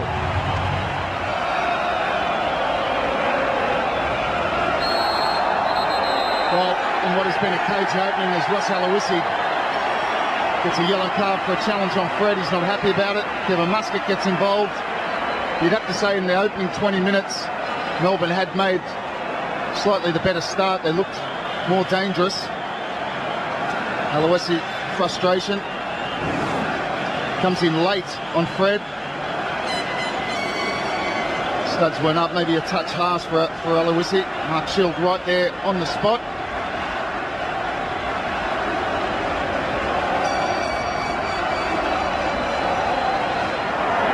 Now Thompson, support arriving now for the victory. Still Archie Thompson. Still Archie Thompson. Oh, is that a penalty?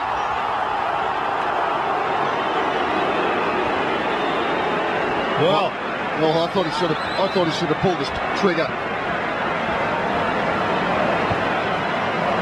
Well, will Adelaide make them pay? Carl Viet, the space opened up for Travis Dodd on the right. He's Dodd, it could be one apiece. And how did Melbourne survive that? Surely the wrong option chosen by Travis Dodd. This is Allsop. Very simple 1-2 with Fred. And this is where Melbourne are dangerous. Allsop running at pace. Fred on the outside. Fred in. Archie Thompson! Sensational goal for the victory. And they've doubled their money in the grand final. What a wonderful piece of football. Again, it's down the right-hand side as Greg Owens gets caught forward. They're away, but what they do well is they're away with pace. Danny Allsop, the overlapping run from Fred. Archie Thompson, beautiful run to the near post. Well, this is what it means on the victory bench. They know that even at this early stage, a 2-goal cushion. Well, they're starting dreaming about trophies and medals.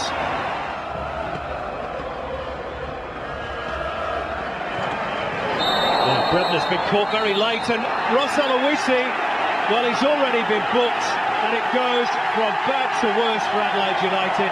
They're 2-0 down, and now they've lost their captain for a second yellow. Well, he's fired up, but it's a silly thing to do for a player of such great experience as John Kosmina. You can feel it slipping away as early as the 34th minute. Diego's ball, finding Nathan Birds. That's too narrow, isn't it? Adelaide, you needed Nathan Birds maybe just to keep his width there. Everyone can come inside. Played into Melbourne's hands. That's where there were numbers inside.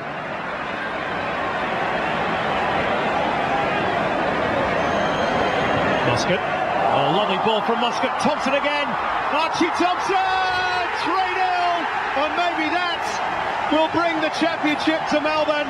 Archie Thompson has a hat-trick. He'll take the match ball and possibly Melbourne the trophy itself. Well, it's a great finish in the end, but it's poor defending. Even with 10 men, they get caught square again. And Adelaide are exposed again here. Thompson looking for a fourth. It's back off the woodwork and over the top from Fred. And Daniel Beltrami, I can tell you, is screaming blue murder at his defenders.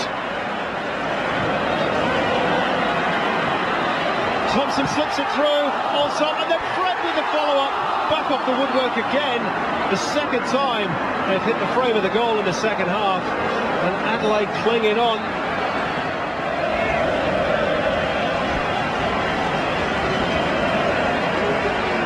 Simon Story, just too easy. Now Fred, Melbourne will break with pace, 4-on-3. Thompson onside, this could be a fourth for Archie Thompson! That's it, surely, for Melbourne. They're singing in the rain at the Dome. And the trophy is heading for the victory cabinet.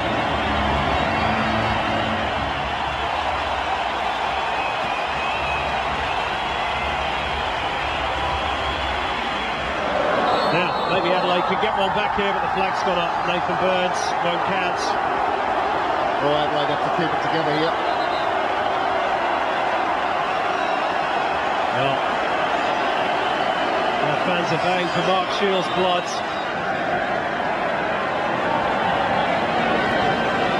Here is Spagnola. Second in the league's assist list. There's Gite. Hornet loops up and over Theoklitos. Hits the bar, and it'll be a corner. Again, it's Melbourne who come away with the ball.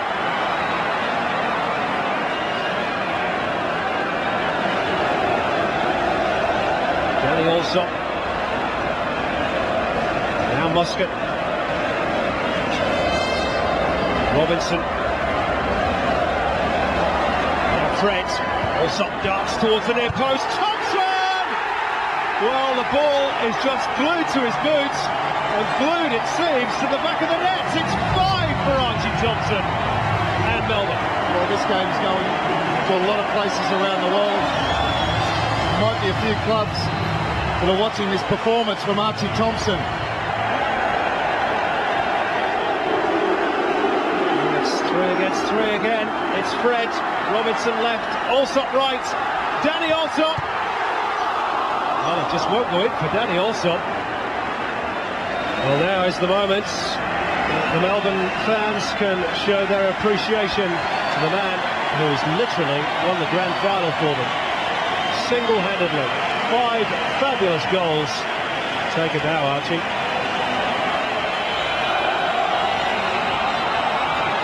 Maybe a sign for one final flourish. Sarkis. Christian Sarkis. That is perhaps the pick of the bunch. What a way to finish it at Telstra Dome. Brilliant. And it's 6 for the victory. What a wonderful strike against the tired Adelaide defence, but take nothing away. And Merrick is smiling. He's even getting a hug from his chairman, Jeff Lord. I guess that means his job's safe next season. But what about the goal from Sarkis? The final whistle blows. Victory is ours, proclaimed the banner made by the Blue and White Brigade. And now their premonition has come true. They've been the best off the field all season, and now they've proved it where it really matters.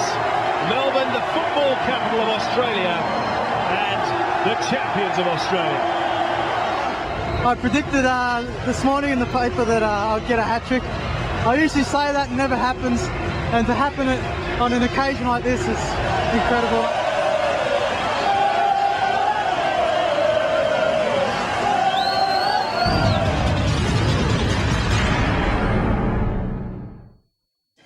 Coming up on Fox Sports, live coverage of the AFL match of the round. It's 3rd versus 4th on the AFL ladder with 2nd spot up for grabs. It's the Hawks versus the Kangaroos from Aurora Stadium in Launceston. Look up on Super Drive. Super Tips. Now, Simon, I want to get back into a bit of fitness work, get back out and do a bit of exercise. How important is a routine? Very. Routines are good. Routine gives you structure, gives you purpose, gives you something to focus on, and it's a great way of charting your progress, and it's great if you're working towards a goal. Real important if you're getting ready for a specific event, a fun run, or your first triathlon. Important thing with goals is once you hit them, you've got to set new ones. What do most people want to get out of their exercise? I want to lose weight, I want to get fit, I want to tone up. They're the big 3. For me, getting into that sort of fitness work, I can get a bit bored.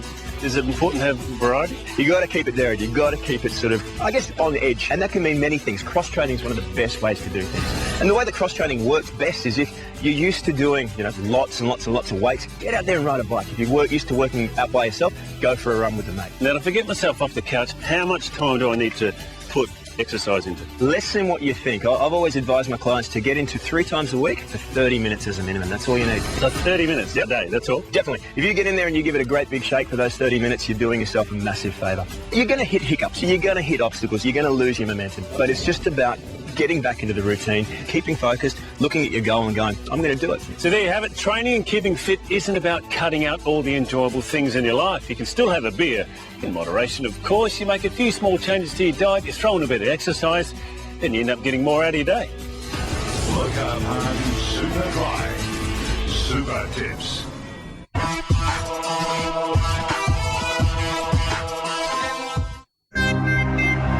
What will come to those who wait? None of your golden minutes here, mate. Our goals are golden, beloved, adored, lovingly crafted, reviewed, critiqued, tried and tested, the old back and forth, each one perfection, made to measure. Next month, football returns to Fox Sports. Good things come to those who wait.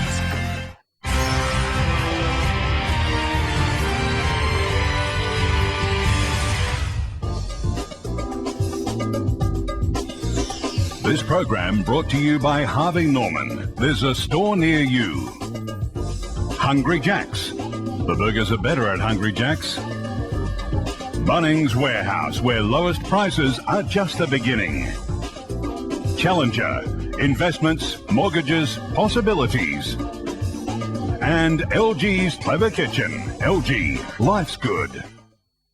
Who would have thought these two teams would be premiership contenders? What a win for the Kangaroos!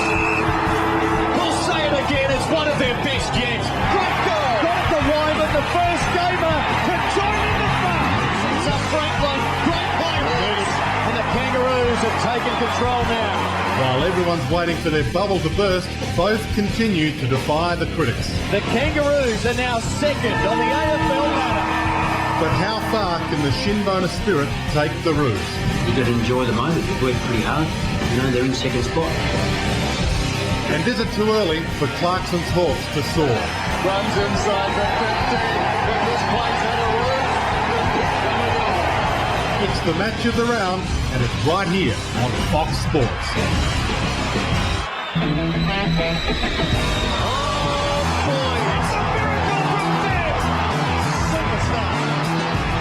Skipper's got a bag today.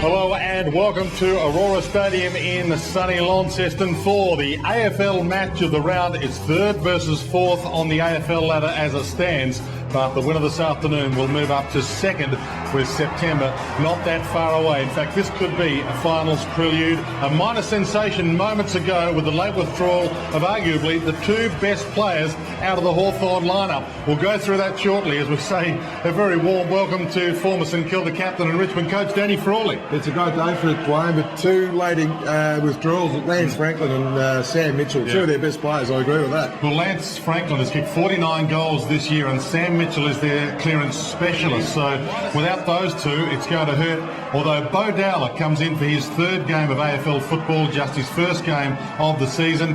And Travis Tuck gets the call-up, the 19-year-old son of the great Michael Tuck, the AFL games record holder with 426 games for the Hawks. And under the father-son rule, the young lad gets his first opportunity at AFL footy.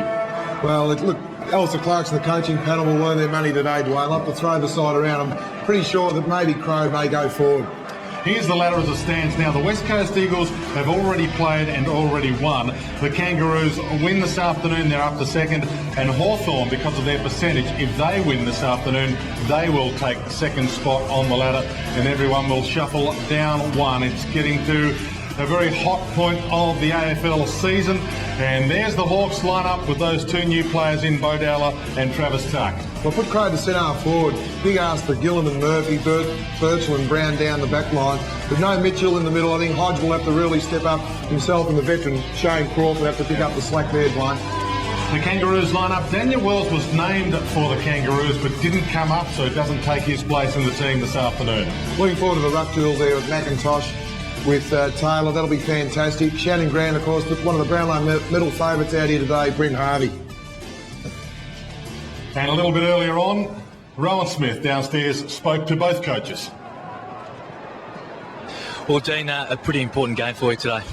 Oh yeah, it is, and I'm sure at this time next week, a couple of hours before the game, I'll be saying the same thing. But no, it's another opportunity for us to come out and play well. You know, Hawks play well down here, and it's a hostile environment, and it's a good another good test for our boys. But to come down to Tassie and have a look at the ground, it's in terrific condition, isn't it? Yeah, it is. You know, I had a bit of a light training run here last night. It's a wonderful facility, and the Tasmanian people should be pretty proud of it. And Brady Rawlings, 150 games, terrific effort. Yeah, it is. You know, I spoke to the boys, you know, a little bit during the week about it, and sometimes we take Brady Rawlings for granted for the roles that he does, and I'm sure he'll get another big one today. Good luck today, Dean. Thanks, guys. I was a little bit disappointed last week. Look to get into some good form again today. Yeah, listen, we play well at this ground, Smithy, and you know, we're a bit disappointed with our performance last week against the Saints. You know, they're a good side and they're up and going at the moment, and we're just unable to get our game going as well as we'd like last week. But it'll be a real stern challenge again this week against the Kangaroos. They've been in really good form, and we're going to need to play at our best to get the points today. And being third and fourth on the ladder, it is an important game for you today too. Yeah, it's funny. Every game's critical, isn't it? And you know, a lot of the sides are playing one another around the 8 at the moment, and every win or loss can nearly be 8-point games for you. But yeah, we give ourselves a real good chance against the Kangaroos. You know, we beat them earlier in the year at Telstra Dome, and we're hopeful that if we perform well today, we'll get the points again. Al, thanks for your time. Good luck today. Thanks, Billy. Cheers, mate. It's going to be a tougher afternoon at the office now for Alistair Clarkson. There is the 19-year-old Travis Tuck on debut. He was picked 38 in the draft 2 years ago. This is his second year on the list, taken pick 38 under the father-son rule. Now we know why Michael Tuck was at the airport, Dwayne. Father, champion player, son of brother of Shane, actually, from Richmond. So fantastic day for the Tuck family. Been in the system now for a year and a half. Wouldn't expect too much of him today, just to get in there and compete. He's really hard at it. And of course, Brady Rawlings, what a fantastic story. 150 games, just from down the road at Devonport. The Kangaroos, they live for milestone games, so that's going to be super important for Brady Rawlings. I'm sure he would have set himself for Sammy Mitchell. He'll have to change his thoughts and maybe go into Luke Hodge. It's an appropriate time for Brady Rawlings to play that milestone 150th game down here in his old home state, Tasmania, just like his brother Jade, who played his 148th and final game down here last year when his two old teams met. I think it's a lovely recognition that the team he finished with and the boys that he basically started his career with are here at the one time, and he'll be recognised for the man and the contributions made. He's been a very good footballer, but he's been a super clubman.